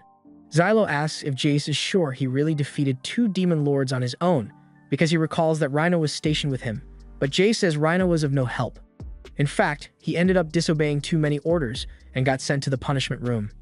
He then starts bragging to Xylo about how much better he is, but Tiarita gets offended and tells Jace that he isn't allowed to disrespect Xylo like that. But then Jace starts disrespecting Tiarita instead, and she's about to blow a head gasket, but Xylo tells her there's no point in arguing with someone like Jace. Jace then demands that Xylo pay up for losing the bet, and Xylo just wants to get rid of him, so he hands Jace the money and tells him to leave. Once Jace is gone, Tiarita asks what that dude's problem is, So Xylo explains that Jace is their team's dragoon, and he was busted for growing and selling illegal substances for dragons at one point. Though, his main crime was a charge of mutiny when he attempted to set all of the kingdom's dragons free despite the order not to do so. Normally, he would have been stopped within a day, but Jace is from a powerful noble family, and dragons seem to love him for some reason, so he caused quite a bit of damage before he was caught. A few moments later, Venetim nervously peeks his head through the door to check on Xylo, and the second Xylo sees him, he gets out of bed and throws him against a wall. He's pissed because Venetim went ahead and accepted help from the Mastibold Brigade even though he explicitly told him not to. But Venetim defends himself by pointing out that things would have ended up a lot worse if the Mastibold Brigade hadn't shown up as reinforcements. Xylo can't deny that, but he's still pissed regardless, because he knows Venetim must be hiding something from him. Venetim denies it at first, but after being threatened, he reveals that Frenchie did ask to have a meeting with Xylo, and Xylo is not happy to hear that. Teorita has no idea what's going on, so she asks Xylo who Frenchie is, and he reveals that she is his former fiancée. A few minutes later, Xylo agrees to meet with Frenchie, and she immediately says she's disappointed because Xylo has gotten worse since the last time she saw him. She compares him to a caterpillar, and most would get offended by this, but Xylo knows Frenchie isn't trying to be mean. She just says stuff like that from time to time. He tells her she needs to work on her comparison, and Frenchie apologizes because she had no idea what she said was insulting. She just wanted to encourage Xylo to behave in a manner that befits a future member of the Mastibold family. She then asks if the girl beside him is the goddess that everyone has been talking about, and as soon as Teorita gets a chance to speak, she asks Frenchie to state the nature of her relationship with Xylo. Xylo says he already mentioned that Frenchie is his former fiancée, but Frenchie interrupts him and makes it clear that she still has every intention of marrying him, so there's nothing formal about their engagement. Xylo reminds Frenchie that he's a hero now, and legally speaking, heroes aren't even considered human, so there's no way she would be allowed to marry him. Teorita gets a little jealous at the thought that Frenchie might steal Xylo away from her, but while she's trying to lay claim to him, Frenchie doesn't really take her seriously. In fact, she likens the situation to the time her father's pet became obsessed with Xylo, yet absolutely hated her. Teorita is offended by the fact that Frenchie just compared her to a pet, but Frenchie ignores her and tells Xylo that he doesn't have to worry about his hero status because she is currently working on getting him pardoned. Xylo is shocked to hear that because he didn't even think it was possible to get a pardon, but Frenchie moves on and mentions that she plans to stay in this city for some time, and she doesn't intend to leave until she has tracked down the demon Blight. Xylo and Teorita go silent after hearing that and ask Frenchie what she means, so she explains that about a month ago, she and the Night Chiefs embarked on a mission to track down a demon lord, but a few days ago, their entire force vanished somewhere near this town. The demon lord responsible was Number 59, Spriggan, and Frenchie suspects that the demon might be disguising itself as a human.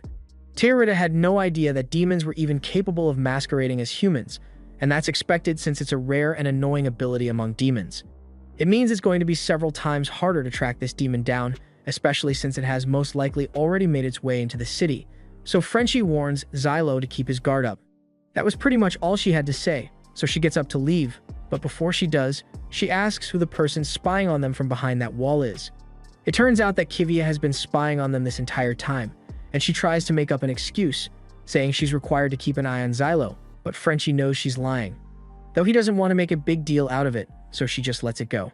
Later that day, Xylo, Teorita, and Kivia all head outside, and Teorita says she wants to go do some sightseeing because Dada mentioned that this city has a lot of free food available. But Xylo tells her the food isn't free, Dada was just stealing. Besides, they don't have time for sightseeing since they are here to lure out the temple heretics who are after Teorita, but on the topic of protecting Teorita, Xylo tells her that she is not allowed to tell anybody about the holy sword she made, because if the temple found out that she has that kind of power, their lives would become a whole lot more difficult. In the meantime, Xylo and Kivia are going to accompany Teorita at all times to make sure she's safe, but Xylo wants to bring one more person along to make sure all their bases are covered. Venetim is pretty much useless as a guard, so he's a no-go. Dada would end up stealing a whole bunch of stuff if he were let loose in town. And as for Bryce, he's too busy taking care of his dragons, so the only option remaining is Sav. Though, Xylo really doesn't like the fact that Sav won't just shut up. Sav has been talking non-stop about how messed up the Wenmosa organization was. They called themselves a religious order, but they were pure evil. They did human sacrifices, offered kids to gods, and then drank the blood of those kids. But it's not like that would ever happen in real life, right? Anyway, since they are here anyway, Tiarita asks Xylo to come pick out a souvenir to commemorate their first real outing together, and Xylo agrees. While Tiarita is busy looking at the items available, Xylo asks Sav if he has any idea what an assassin might attempt in order to get to Tiarita in a place like this. Sav explains that it's possible they might try to blend into the crowd and slit Tiarita's throat while passing by, so that's something they need to watch out for. Just then, Tiarita yells that she wants Xylo to pay more attention to her. And Xylo doesn't want to make her upset, so he goes back to shopping with her, until he eventually comes across a weapons stall. At first, he thinks it's a bad idea to get a knife for Tiarita since it's dangerous, but she tells him that if he just teaches her how to use it properly, then she should be fine. Tiarita makes a good point, so Xylo agrees to buy the knife for her, but as he is sheathing it, he notices the reflection of two sinister-looking dudes behind him. And a moment later, one of them attempts to stab Tiarita in the back, but Kivia was already prepared for that and sliced his hand off in an instant, and while she was doing that, Sav casually slit the throat of the other guy, but there are more on their way, so Kivia tells Xylo to take Tiarita and run while they handle the rest. Xylo and Tiarita quickly make their way through the alley, and a few moments later, Kivia and Sav catch up to them, but they can tell that something is wrong. Kivia stationed tons of knights in this area to provide reinforcements in the event of an attack on Tiarita, but there are none in the area right now, and Kivia is worried that something might have happened to them. Sav assures her that her knights are probably fine, because the people who just attacked weren't religious order assassins.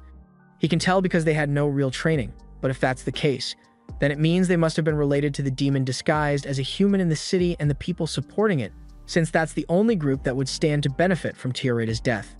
As they come to this realization, they are suddenly attacked by another assassin, but this one is considerably more skilled than the others, because when Sav tries to attack them, he gets his arm completely shredded. Sav warns Xylo to be careful because this one has some filthy trick up her sleeve, and Xylo has a good idea of what's going on. So he tells Tiarita to stay back while he and Kivia handle this. He throws two blades at the assassin, but as one explodes, the assassin rushes forward and tries to stab Xylo with its metal arm. Xylo ducks underneath, and Kivia tries to take advantage of the opportunity to strike, but Xylo pulls her back because he thinks it's too risky, and it's a good thing he did, because a second later, the assassin nearly obliterates Kivia with tons of metal tendrils. The assassin is apparently able to freely manipulate the metal in her arms, and that makes her a troublesome foe to face, but Xylo and Kivia aren't willing to back down here. However, just then, a group of soldiers shows up, and a man named Bujim tells Shishibao that she needs to withdraw because her chances of beating a hero who's pacted with a goddess are very slim. Shishibao gets mad at Bujim because he basically just docks her in front of enemies by using her full name, and he apologizes, but he simply wasn't aware that that was against the rules in this line of work.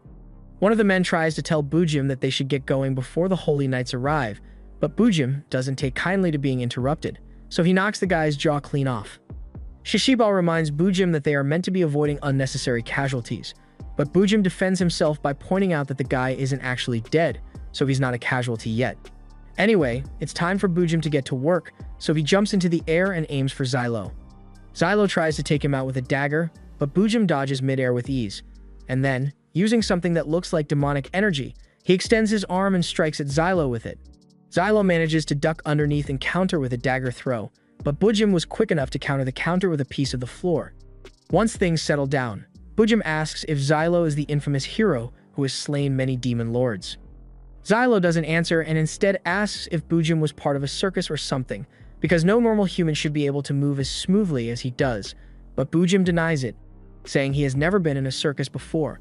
He then asks Xylo if he was in a circus, and Xylo admits that he spent 3 years in one with his specialty being knife throwing, to which Bujim compliments Xylo's skills because he has never seen anyone as good at it as he is. Shishibao cuts Bujim off and tells him he's not supposed to have casual conversations with the enemy, to which Bujim apologizes because he's still getting the hang of all this. Tiarita carefully approaches Xylo and asks him if he wants her to rain down swords on this guy, but Xylo doesn't think that's a good idea since he knows how much goddesses hate harming humans. Tiarita admits that it's true she hates the idea of harming a person, but for some reason, she feels no guilt when she thinks about sliming Bujim out. Just then, there's a strong gust of wind, and Xylo knows exactly what that means, so he tells everyone to run for cover, and a moment later, scorching dragon flame fills the alley. It looks like Jace finally decided to come help, but while they thought the dragon fire would be enough to take out Bujim, along with all the other demon worshippers, to their surprise, from beyond the flame, Bujim is still standing. He says this has been a very educational endeavor, but that dragon flame did an awful lot of damage to his body, so he is forced to retreat so he can regenerate properly. And seeing all this happen pretty much confirms that Bujim is actually Demon Lord Spriggan. After everything was over, Kivia called a meeting with all her lieutenants to discuss the situation. Thanks to the efforts of Xylo and Jace, they managed to thwart the attack of the assassins, but the entire night network that Kivia had set up in advance was somehow decimated, and the execution was way too precise, so she believes the assassins had inside information. All the lieutenants are concerned because if there really is a mole, then that puts them in a tough spot. One of them suggests that they should limit information regarding the protection of Tirida to only people they trust, but Xylo cuts him off and says that's a stupid idea because, as things are now, they can't trust anyone. For all they know, the mole might be one of them in this room right now, so if they really want to find out who it is, he suggests they should call in the 12th Order of the Holy Knights to investigate. The other knight objects to the idea, because while the 12th Order does specialize in investigation, they don't show themselves in public, so calling them for a task like this would put them in a difficult position. However, Xylo says they have no choice, because until they find the mole, their entire operation is doomed to fail. Xylo and the lieutenants seem to be at odds, so Kivia intervenes and asks the advisor she brought in, Priest Marlen, to give his opinion on the situation. Marlen just got here from the capital, but he understands the gist of the situation, and as it stands, there's no way to know if anyone here is trustworthy, and that includes himself. That said, he's not sure the 12th Order will be able to work on a case like this, so they need to figure out as much as they can on their own. He asks Kivia if she managed to get any useful information out of the prisoners she captured, but unfortunately, the ones she caught alive all turned out to be adventurers who had no info to divulge. It would have been different if she had managed to capture one of the assassins alive, but she didn't, and Kivia blames herself for that mistake. Marlen tells her she shouldn't take this too personally because it isn't her fault, and Kivia promises to take that into consideration. Marlen wishes she would be a little less formal with him since he's her uncle, but just then, Xylo interrupts him because he has something to say. Kivia tries to warn him to be quiet, but Xylo says he is certain that his opinion is relevant to this discussion, because otherwise, he wouldn't dare to interrupt someone as highly ranked as Marlen. Xylo is out of line here, but Marlen can respect the confidence it takes to talk like that in front of him, so he asks Xylo what it is he wants to say, and Xylo suggests they should investigate the middleman for the adventurers, the guild. The representative of the Adventurers Guild is a man named Lydio Sodric, and he runs both the guild and the shell town surrounding it, so that's going to be their first stop. After the details are finalized, Xylo heads out and eventually meets up with Venetim. Venetim nervously asks if everything worked out in there, and at first, Xylo doesn't know what he means, so Venetim explains that he is worried that they might have given them a new punishment for what happened, but Xylo tells him that's not the case. The meeting was pretty fair all around, so nothing bad is going to happen to them. However, Venetim still looks quite worried. Meanwhile, Lydio is meeting with Shishibao and Bujim, and he can't believe they failed the mission they were given. Shishibao says it's not her fault because dealing with a dragon wasn't part of the plan, and furthermore, she says she doesn't want to work with Bujim anymore. She calls him a complete amateur and tells Lydio that he should get rid of him as soon as possible. However, Lydio informs her that Bujim is one of the strongest people he has ever met. A few days ago, 10 adventurers ended up picking a fight with Bujim in a gambling house, and by the end of it, Bujim had killed every single one of them without even breaking a sweat. He tells Shishibao that if she's so concerned about Bujim being an amateur, then she just needs to teach him how to be a pro, and she can't argue with that, but she says she wants a pay increase.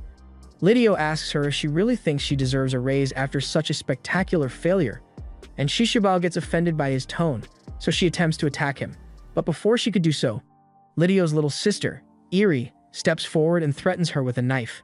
Shishibao is still mad, but she knows she wouldn't be able to beat Iri easily, so she backs off.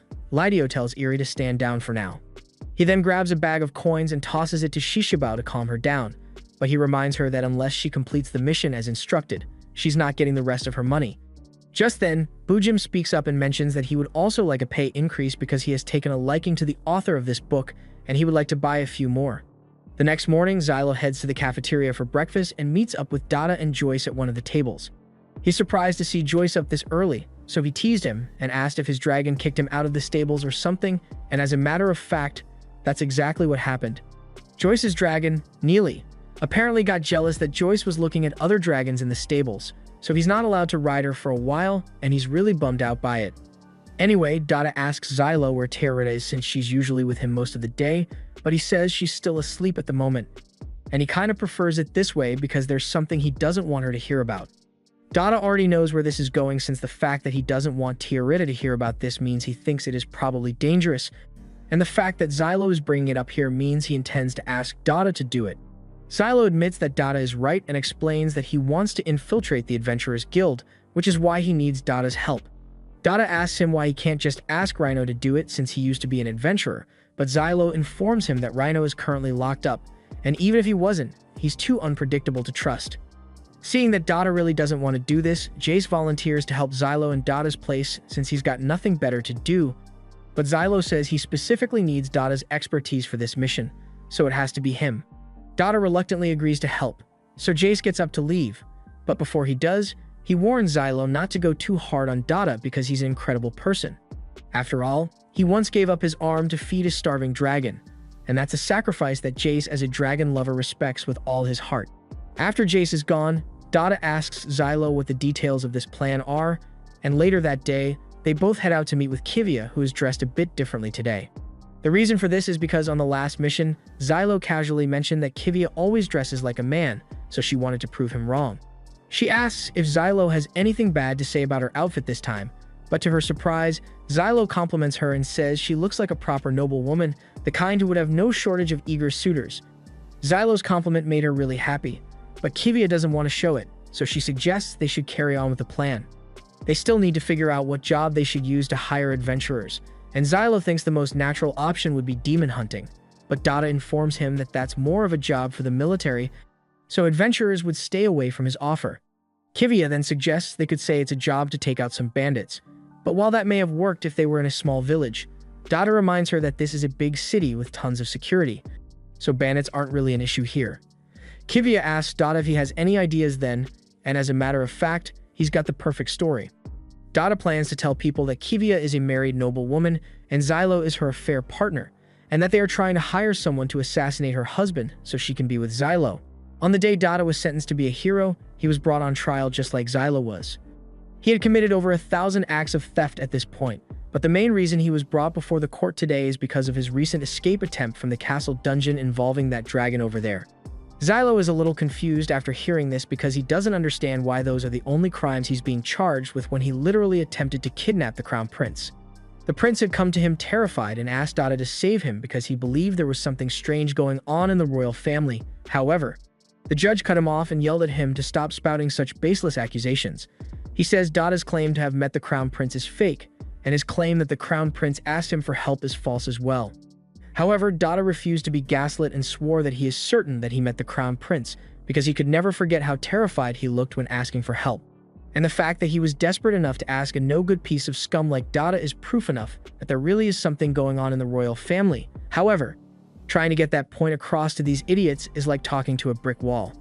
Dada ends up getting pinned to the ground, and the judge would have liked to just sentence him to death and be over with it, but he received a request from the Central Noble Alliance to sentence him to be a hero instead. Back to the present, Xylo and Kivia are making their way towards the Adventurers Guild, but this place is even more run down than they expected it to be. Pretty much everyone here is doing at least one illegal thing, but Kivia has to ignore them for now since she's undercover. As they continue walking, Xylo asks Kivia why she chose to join the military of all places, because it makes no sense for some like her who's from a rich and powerful temple family to willingly put her life on the line for no reason. Kivia doesn't mind talking about it, so she explains that both her parents were priests who gained influence within the temple, and they used that influence to amass a lot of wealth, but not always in ethical ways. Kivia always hated that about her parents, so she wanted to make a name for herself as a knight outside their influence. As a matter of fact, she still has the first training sword she ever received from her uncle when she decided to become a knight, and part of the reason she's so close to him is because he has supported her dream of securing a future for herself with her own talent. Kivia then tells Xylo she has a question for him, and she's about to ask if his relationship with Frenchie is still serious, but just then, Dada shows up to inform them that he has finished scouting out the area. From what he saw, Lidio has around 20 soldiers guarding the place, which doesn't sound like a lot, but he's also got some children who look like tiny trained assassins. Xylo isn't surprised to hear this, since there have been rumors that the Adventurers Guild takes in orphans and trains them to be loyal assassins, but it still makes him sick. The plan is for Dada to kidnap Lidio while Xylo and Kivia cause a commotion inside, so they continue on their way to the guild. and Kivia hugs Xylo's arm to maintain their cover. But unfortunately, Lidio already knows they are here thanks to his little assassins. He is particularly worried about Xylo being here, but if the circumstances are right, he might be able to capture Xylo alive. The children promise to do their best to capture him, but just in case, Lidio tells them to contact Shishibao and Bujim as reinforcements, and to wake Dursumi up as well. Meanwhile, down at the reception desk, Kivia slams her hand down and requests to hire an assassin. The guild immediately falls silent with suspicion as she says this because there's no way that someone who wanted to hire a killer would say it out loud like that. Kivia does her best to sell the part of a love-struck noble woman, but that's really embarrassing to watch, and the receptionists don't seem to be buying it either. So Xylo is starting to think it might be easier to simply blow this place up to create a distraction for Dada. However, before they could do that, Frenchie and 2 of her bodyguards show up, and she's apparently well known here, so she vouches for Xylo and Kivia and has them come to a private room with her. Frenchie had apparently been undercover here for a while as an adventurer because she was trying to get to Lidio as well, but Xylo and Kivia showing up ruined her whole plan just when she was on the verge of earning Lidio's trust. In fact, as they speak, Lidio is probably having his subordinates prepare to take them out, and Frenchie is absolutely right because Lidio's troops have a literal machine aimed into the room. One of the little girls then knocks on the door as bait to lure them forward, but Xylo already knows exactly what's going on, so he readies his weapons, and as the machine guns fire, they all hit the floor. After a few seconds of firing, Kivia chops off the hand of the gunman, and as for the kids, they may be trained killers, but they are still just children, so Frenchie knees one in the face. Xylo uppercuts the other, and Frenchie's bodyguards drop a door on the last one. The kids are all still alive. Badly injured, but alive, however, the same can't be said for the gunman, because Xylo casually tosses him an explosive dagger, and it blows a hole through the building, revealing a lot more people below. And since there's no point in trying to be stealthy anymore, Xylo suggests they should just take out as many of these assassins as possible. Lidio is shocked by the way this all turned out since he didn't think they would be so aggressive. Eri suggests that he should probably retreat through the underground passage, but he says it will be easier to just slip out in all the chaos. So he asks Eri to call all the forces they have available at the moment. Shishibal apparently hired the Iron Whale group, so they should be a formidable addition to their forces, but he doubts they will make it here in time, so he's preparing for the worst. He wants to send every available adventurer at the aggressor, and though he didn't want to kill the one pacted with a goddess, as things stand right now, he has no choice but to have Xylo killed. In the meantime, he orders Eri to stay by his side, so she promises to do everything in her power to protect Lidio, even if it costs her her life, and Lidio is happy to hear that. A little too happy if you ask me. Meanwhile, outside, as the fight spills out onto the streets, Kivia rips her dress for better mobility and takes out her sword to fight. One of the adventurers charges at her, but she easily parries his attack, and then she goes low to target his shins. She then strikes him so hard that his shin guards are shattered, and after he collapses to the ground, she threatens to kill him if he doesn't surrender. Meanwhile, Xylo springboards off a shop canopy and jumps into the air to get a bird's eye view of the battlefield, and from the sky, he spots a sniper aiming right at Kivia, so he takes him out with an explosion that levels the top of the building. This results in several tons of debris crashing down on the streets below, and Kivia yells at Xylo for causing too much collateral damage, but he tells her he's just blocking off paths so Lidio can't call for reinforcements. She wants to argue with him, but all of a sudden, she is attacked by a bunch of Lidio's child assassins, and they may be weaker than a normal swordsman. There are a lot of them, so Kivia is starting to get overwhelmed. Frenchie steps in to help her, and since outright killing the children would be a little too much, she goes with the next best option and electrocutes him with her Violet Lightning Sacred Seal before punting the child away. The battle carries on like this for a while longer, so Frenchie asks Xylo if he has a plan because they can't keep this up forever. But Xylo says the plan is to cause an even bigger commotion until Lidio is forced to show himself. And as far as plans go, that's one of the worst ones Frenchie has ever heard. Just then, a group of adventurers known as the Hunters shows up, and their leader proudly declares that they are here to stop Xylo and the others, but the group finds it hard to take them seriously since they straight up look like a bunch of drunk idiots. The leader takes offense to this and orders his men to get into positions to attack, so they all pull out their lightning staves, and they may be idiots, but there's nothing scarier than an idiot with a gun. That said, they happen to have terrible aim, so the shots are going all over the place, and it turns out that the blasters they are using aren't even real blasters. They are just leftover fireworks from the festival. It's a little annoying, but it should be easy for Kivia and Frenchie to handle, So Xylo leaves this to them and heads up to the rooftop to scope things out. Unfortunately, as soon as he is in the air, he comes face to face with a machine gunner who immediately opens fire. So Xylo is forced to do some quick aerial maneuvers before throwing another explosive dagger that blows up the roof. Xylo then jumps back to the ground, and on the way down, he makes sure to stomp on the leader of the adventurer party. The adventurers are all on the back foot of this battle, so their defeat is pretty much guaranteed. But just when it looked like everything was over, Xylo notices something big heading his way. So he quickly dodges as a troll demon comes crashing down. They all realize that Lidio must have been keeping this thing as a pet, and if they have to deal with a monster like this now, they might be in trouble. The adventurers all perk up and resume their attack because they think they stand a chance now. But just as they were approaching, Xylo felt the presence of a familiar little goddess, and to his dismay, he finds out that Teorita and the others are here. She is upset that Xylo left on a mission without her, so she plans to join in on the fun right away. And the knight who was in charge of keeping Teorita from finding out about this is just shaking his head because he knows he's going to get in so much trouble for this.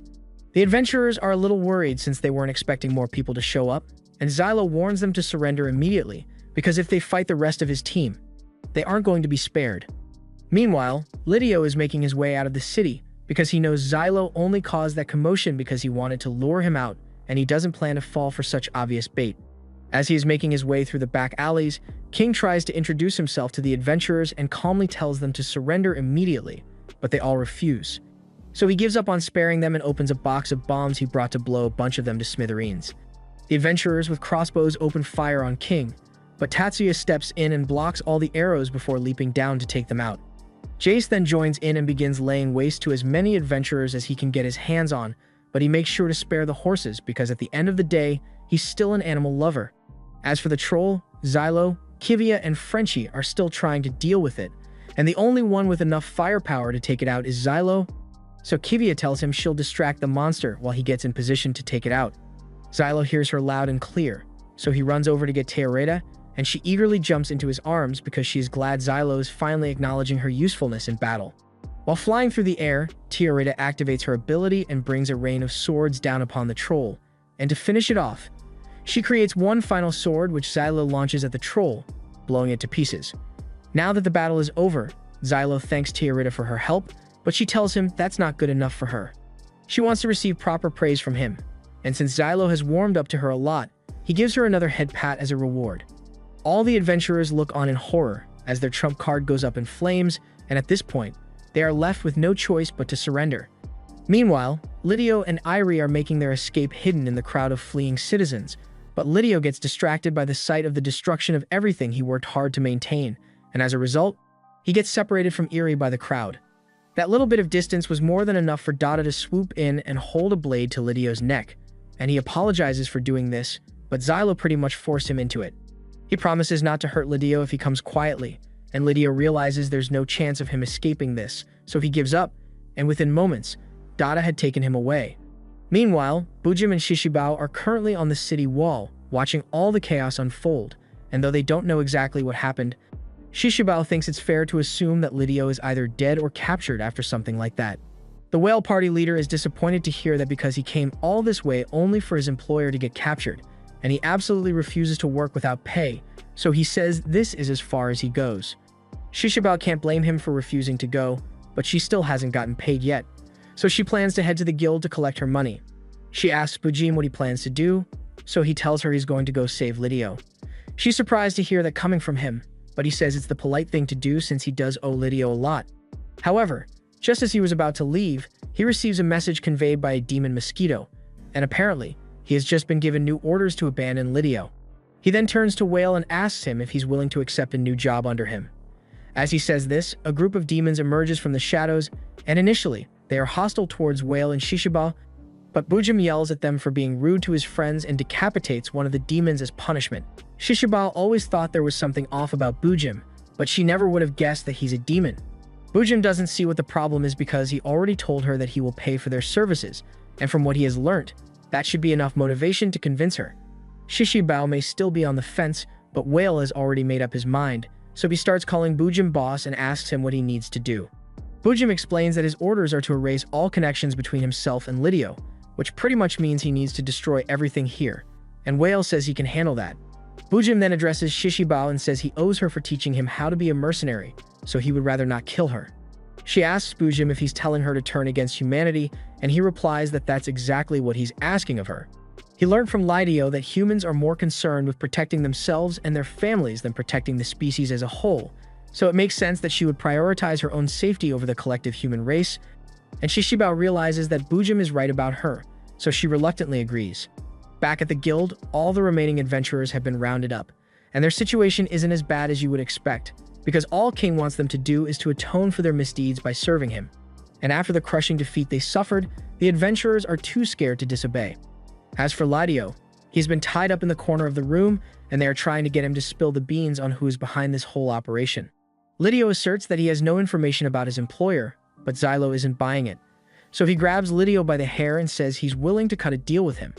Hearing this, Lidio relents and says he's willing to cooperate if they can guarantee the safety of his little brothers and sisters. Xylo assumes he must be talking about those child assassins, and Lidio explains that those guys are the most important people in his life, so as long as they will be spared, he's willing to talk.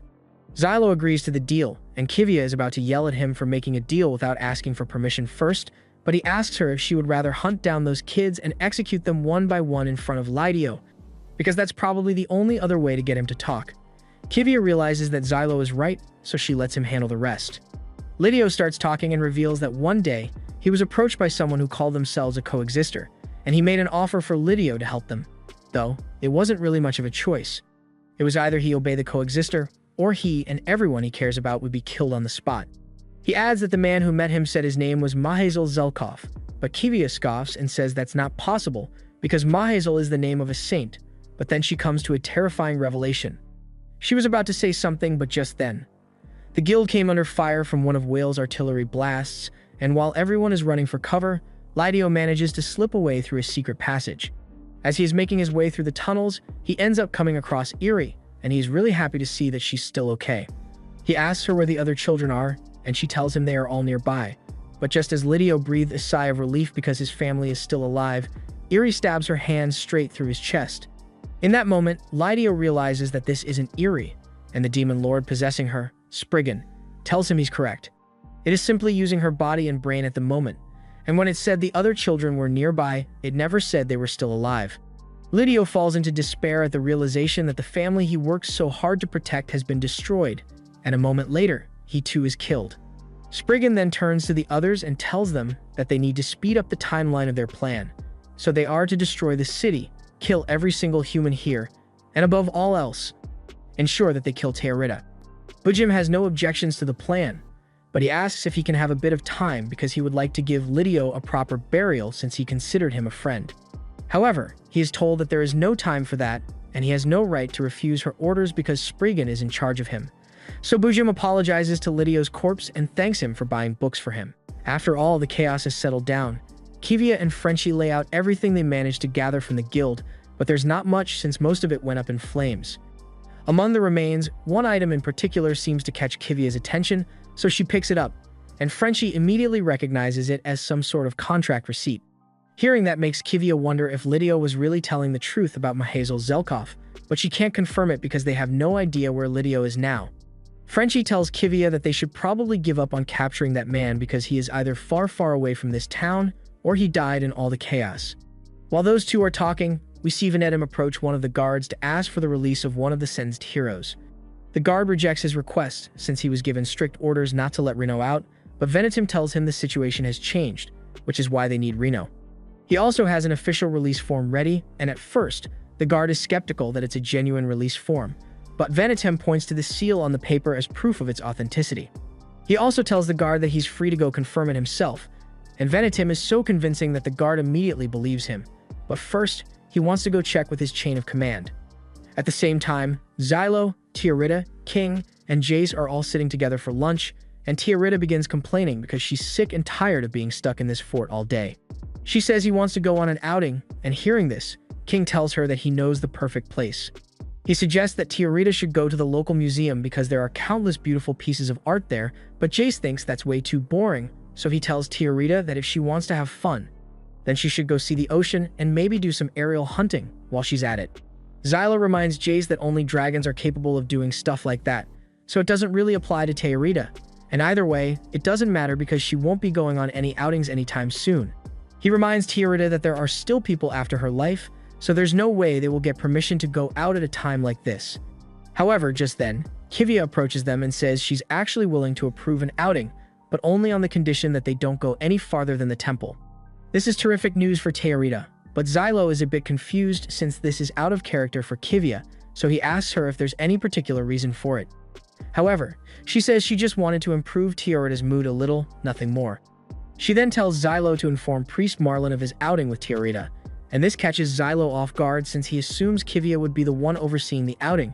However, she says she's too busy. A little while later, Xylo and Teorita are out in town, and Teorita is absolutely loving all the attention she's getting from the people here. They are all asking her for an autograph because there's a superstition that a goddess's signature wards off misfortune. A few old ladies later bring a tray of cookies for Teorita as thanks for everything she does in the fight against the demons, and Teorita is very pleased because this is the kind of appreciation she has been craving. But Xylo quickly confiscates the cookies as a precaution since even though they are probably fine, he still needs to test them for poison to make sure they are safe. While he's doing that, he happens to overhear two little girls talking about him, and they seem to have quite a positive opinion of him since they are calling him a legendary demon lord hunter, and he's surprised that people know about him.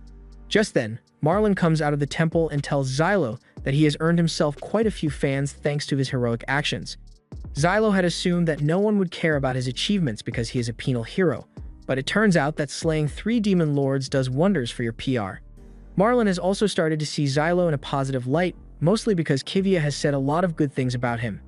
Marlin then goes on to talk about how much he cares about Kivia, and that if anyone were to hurt or betray her, then they would have to deal with him. On that note, Marlin is well aware of how Kivia feels about Xylo, and he's also aware that Xylo already has a fiancé, so he wanted to discuss a few things with him. But his sentence was cut short as a warning bell suddenly rings, and everyone immediately begins to panic because they know what that means. The city is currently under attack. While all the forces are being rallied to defend the city, Kivia heads into the document room, hoping to gather some intel while everyone else is preoccupied. However, it looks like she wasn't the only one who had that idea because when she walks in, she finds Venetum looking through the files. She demands to know why Venetum is here since this room is off-limits to people without high military clearance. Venetum feigns ignorance and pretends he had no idea that this was a restricted area, and Kivia knows he's lying, but she's technically not supposed to be here either, so she doesn't make a big deal out of it. Venetum agrees to leave, and he asks Kivia to keep this little mishap a secret between the two of them, because he would rather not have to explain himself. After he's gone, Kivia takes a look at the book Venetum was reading, and it raises quite a few concerns for her. A little while later, Xylo comes to meet up with Venetum in one of the towers, but to his unpleasant surprise, he finds Rhino here as well. Rhino congratulates Xylo on the impressive number of achievements he has amassed for himself in such a short time. He also greets Teorita and introduces himself as the team's artillery, but she's a bit cautious of him because she can tell that there's something wrong with him. Xylo is starting to really regret getting Reno released from jail because Reno is pissing him off. Anyway, moving on to the plan. Venetum explains that the tower on the coast has already been taken over, and Xylo is really disappointed to hear that because that tower was a huge part of their coastal defenses. That said, he has no plans of trying to reclaim it because he can tell that it's a trap. The demons have heavy artillery on their side, and judging by the wind speed today, Rhino is sure that if they wanted to, the demon side could probably destroy a decent section of the city, but they haven't done so yet, meaning they are waiting for something. Xylo asks Venetum what the official orders are, so Venetum relays the message saying that the heroes are going to be forced to defend the port. All the other knights were sent up to the capital to defend it, so the heroes will have to defend the port with their lives until reinforcements arrive. Xylo is annoyed and grabs Venetum by the shirt because he knows there will be no reinforcements coming to help them. After all, the higher-ups only care about themselves, but he's not about to let this play out in disaster, so they prepare to do everything they can to win. King gathers his people and tells them that he wants to make sacred seal defenses for this fortress, just like last time. Xylo is surprised that King managed to get all the adventurers to follow him so easily, but after the guild was destroyed, they are just glad to still have a job to do. King even apparently promised them salaries and titles, but hearing that, Xylo is starting to get worried because there's no way King can follow through on that promise. That said, that's a problem for another day. So Xylo decides to leave things as they are for now and they move on with setting up base. And later that night, Xylo prepares some stew for everyone and offers a bowl to Tatsuya. Tatsuya takes the bowl, but then he starts trying to use his hands to eat it, which ends up wasting most of the food. Just then, Rhino walks up, and he is covered head to toe in awesome gear. Tiarita has never seen anything like it before, so Xylo explains that it is a naval artillery SEAL compound. Rhino is a little disappointed since he thought they would call them to meet back up here, yet he sees no sign of Tsav or Jace. Xylo explains that Sav is still currently being treated for his destroyed arm, so they likely won't be seeing him for the rest of the day. And as for Jace, Xylo would have loved to have him on the team, but the higher-ups seem to think that a dragon is too dangerous to take into battle in an urban area, but Venetim will figure something out. From the way things look, it's just going to be the 4 of them here, but Rhino says he has a suggestion to fix their staffing issues. He suggests that they should just blow up a portion of the wall, because once the inner city is exposed, then those higher-ups will be forced to take action to ensure the monsters don't make it too far. Tiarita is stunned by what she just heard, but Xylo is already aware of Rhino's complete lack of good morals, so he flatly denies his request because he has a much better plan. The higher-ups may not care about people, but they definitely care about their profits, so if they lose millions after their ships are targeted, then they will be forced to act, and that's where Rhino comes in. A little while later, Venetim walks in, and he informs Kivia that it looks like one of their large sacred seal ships has been destroyed, so he is requesting permission to use their dragon. At first, she has a hard time believing that what Venetim just said is true, but a moment later, a knight comes running in to inform her that the sacred seal ship really is on fire. The Knight Order even sent a formal request for backup, so Kivia ends up approving Venetim's request. Venetim thanks her and tells her to give his highest regards to Marlin, but hearing him mention her uncle, she suddenly flies into a rage because she has been grappling with the possibility that her uncle may be one of the demon worshippers, but she desperately wants to believe that's not true. Seeing that she's upset, Venetim backtracks and says he didn't mean any disrespect, but he just has some extra security suggestions for the underground waterways. Venetim kind of made up that last bit about needing to protect the waterways, but it turns out that it was a good idea on his part because the demons had planned to sneak a majority of their forces in through the waterways, but thanks to Kivia's chain lightning staff blockade, no demons have managed to break through. But unfortunately, Budjim happened to be there as well, and while he appreciates how good of a plan this was, he's still got a job to do, so he slaughters every single soldier. Later on, the demons have made it into the city, and the news of the massacre in the waterways has been shared, so Marlin used it as an opportunity to gain the military's cooperation. So now, he has command over an extremely large domain, and Kivia assumes this must be proof that her uncle isn't one of the demon worshippers because otherwise, he wouldn't have gathered such a large force. However, as he is preparing to leave, Kivia hears him say the name Mezerhail under his breath, and that sets off alarm bells because that's the name associated with the demon worshippers. So Kivia's worst nightmare may yet turn out to be true. As Marlin is walking away, Kivia runs back up to him and asks for some details about which unit discovered the fairy invasion, but Marlin tells her that the squad in question has been all but wiped out, and those who did survive are currently unable to speak, so she won't be able to get any information from them. Hearing this confirms Kivia's fears, but she can't let Marlin know that she's onto the truth, so she plays it off and thanks him for his help. Meanwhile, down in the tunnels, now that Budjim has cleared a path for the fairies to get into the city, it's time for him to return to his post, and as he is leaving, the fairies all make their way out into the city streets. Fortunately, Kivia has made plans for such an event in advance, so she has knights stationed throughout the city streets to keep the fairies at bay, led by Captain Zoflik and Sienna, and the troops work really well as a team, so they should have no trouble pushing the fairies back. Frenchie watches this unfold from one of the rooftops with her men, and since the knights seem to have everything handled over here, she decides to continue her search for Spriggan. Meanwhile, Xylo and the others are still on the ground, dealing with as many demons as they can, and Tatsuya is really carrying the team here. While he's busy, Xylo finds a group of civilians hiding in a building, and he knows this wall isn't going to do anything against a fairy once the civilians are found, so he tells them to get out of there right now. However, the civilians are all too terrified to move, especially with Xylo yelling at them.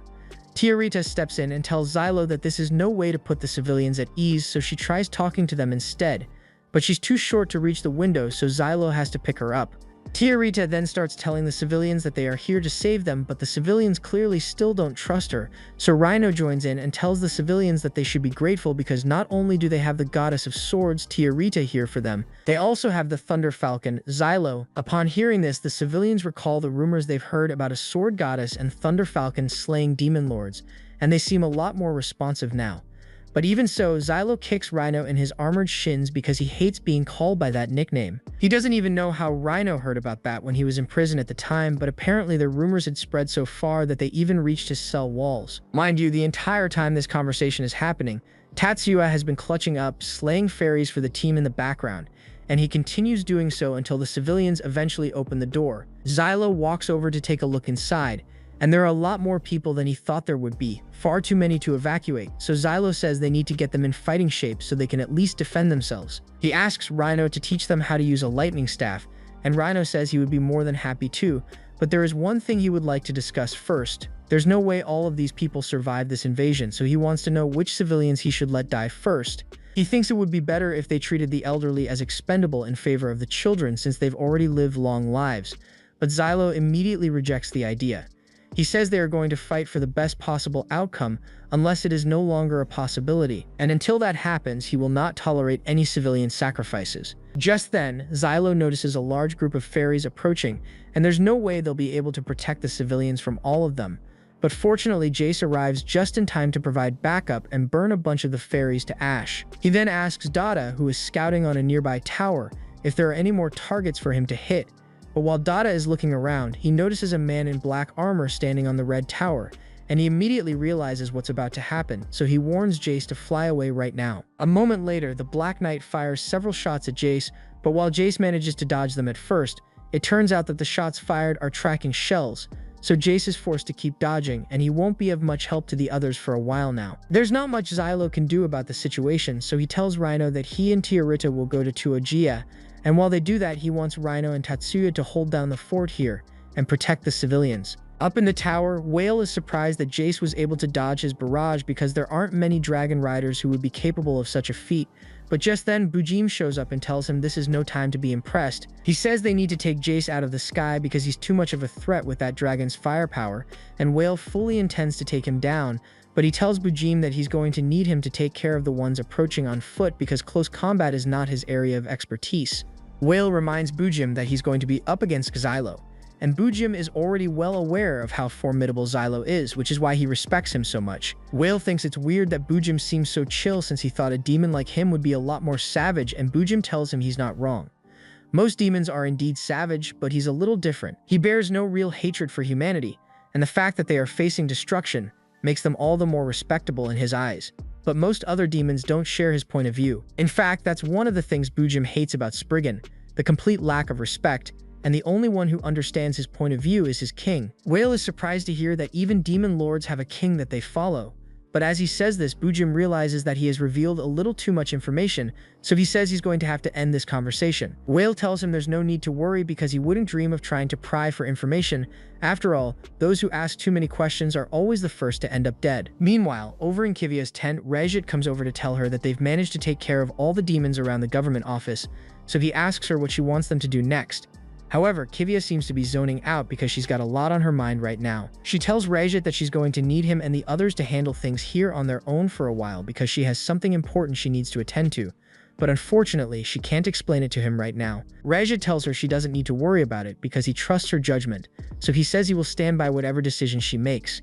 He then turns to leave, but seeing that Rejit trusts her so much, Kivia decides to fill him in on the secret after all. She tells him this is something she can't discuss with anyone else, but she's telling him in case something ends up happening to her. Meanwhile, outside, Rhino has just gotten into position for his artillery blast, so he radios in with Xylo to ask for instructions. Xylo asks him if he made sure the civilians were safe before leaving, and he says there's nothing to worry about because Tatsuya is taking care of them, and that man is hitting trick shots left and right. In that case, Xylo radios in with Veneteam and asks if Sav is in position yet, but it looks like it's going to take a little bit longer because some of the fairies happen to make it into the inner district. That means Xylo and Tiarita are going to have to hold out on their own for a while, but there are a lot of fairies for them to get through, and to make matters worse, they get ambushed by Shishibao out of nowhere. She's here for round 2, and she's not going to be holding back this time, so Xylo is going to have a rough time dealing with her blade arms. As she attacks, Xylo manages to create some distance between the two of them, but in that moment, Shishibao calls on Whale to provide supporting fire while Xylo is off balance. Whale is annoyed by her interruption because he was really busy trying to take Jace out of the sky, but he agrees to provide the support she requested and fires off a few shots at Xylo. Normally, Xylo wouldn't be able to defend from a barrage like this, but fortunately for him, he has Tiarita by his side. so she is able to block the shells by creating 4 swords in their path. After the shells explode, Shishabao tries to take advantage of Xylo being distracted to take him out, but he parries her attack and restrains her before yelling for some help from Jace. Since Whale is currently reloading, Jace is free to do as he pleases, so he has Neely launch a fireball straight at Shishabao, and Xylo proceeds to launch her into the air where she gets incinerated. Whale sees this and prepares to fire another volley of rounds at Jace, but it's too late for him because Rhino is already locked and loaded with Whale in his sights. He fires 5 shells at Whale, and once Whale realizes he has been shot at, he tries to intercept the shells, but there are too many of them, so he ultimately meets his demise. Now the only thing left is for Xylo to take care of Bushim, so he begins charging towards him. At the same time, we see Kivia meeting with Frenchie somewhere in the city, and she's here to ask Frenchie to do a little reconnaissance for her, because she desperately wants to find out the truth. Frenchie doesn't appreciate Kivia treating her as a personal spy, especially when she's already got her hands full looking for Spriggan. Kivia understands her frustration, but she is really desperate, so she begs Frenchie to do it anyway, and offers to pay any price to convince her. But to her surprise, Frenchie actually agrees pretty easily. She says she will have the info ready by tomorrow morning, and Kivia is really grateful for her help. But Frenchie tells her she's only doing this for Xylo's sake, and also because having a holy knight in her debt might come in handy someday. Meanwhile, King and his troops are all doing their best to hold down the fort against the advancing demons, but there's not much they can do to really clear them out until Sav gets here, so they just have to hold out for as long as possible. As for Xylo, as he approaches Bujim, he suddenly comes face to face with a solid blade of demon blood, so he is forced to reposition himself to dodge. The attack comes from Bujim, who has now taken his full demon form, and he has absorbed the blood of several demons to use as weapons. He honestly doesn't want to fight Xylo here, but if there's even a small chance that he can kill Tiarita in this battle, then he has no choice but to go through with it, no matter the cost. Bujim then releases a blood mist before attacking Xylo and Tiarita again, and thanks to the mist, Jace isn't able to get a read on Bujim's position, so he can provide aerial support. The same applies to Reno as well, since it would be too risky to fire shots when he's not sure where his target is. But on the bright side, he says the tower will be collapsing soon, and that should get rid of the mist. It looks like Xylo is on his own once again, so he decides to charge at Bujim head-on to finish things as quickly as possible. But as he is running, the puddles of demon blood beneath his feet suddenly begin reacting, and a second later, dozens of tendrils emerge from the blood. Tiarita does her best to destroy all the tendrils before they can get to Xylo, but one manages to get through her defense, so Xylo's leg gets cut and he falls to the ground, dropping Tiarita in the process. Bujim plans to take advantage of this moment to kill Tiarita because she is the biggest threat to demonkind, but Xylo refuses to let that happen, so he gets in front of Tiarita and throws 2 blades at Bujim, specifically making one ricochet off the other to send the second blade flying into the last remaining support on the tower. After the blade explodes, the tower comes crumbling down, and as a result, all of Bujim's extra blood gets washed into the water below. Bujim decides to go all out with every ounce of blood he has left in his body to launch one final attack at Xylo and Tiarita, and Xylo and Tiarita decide to go all out as well. So Tiarita summons the Holy Sword once more, and with it, Xylo begins piercing through all of Bujim's defenses. Just as the sword is about to reach his body, Bujim is in utter shock because he recognizes the blade as the world-ending Holy Sword, and he has no idea Tiarita is capable of summoning such power, but it's already too late because Xylo has pierced his body, and in an instant, he is erased from existence. This was the end of episode 11. Subscribe to not miss the next part.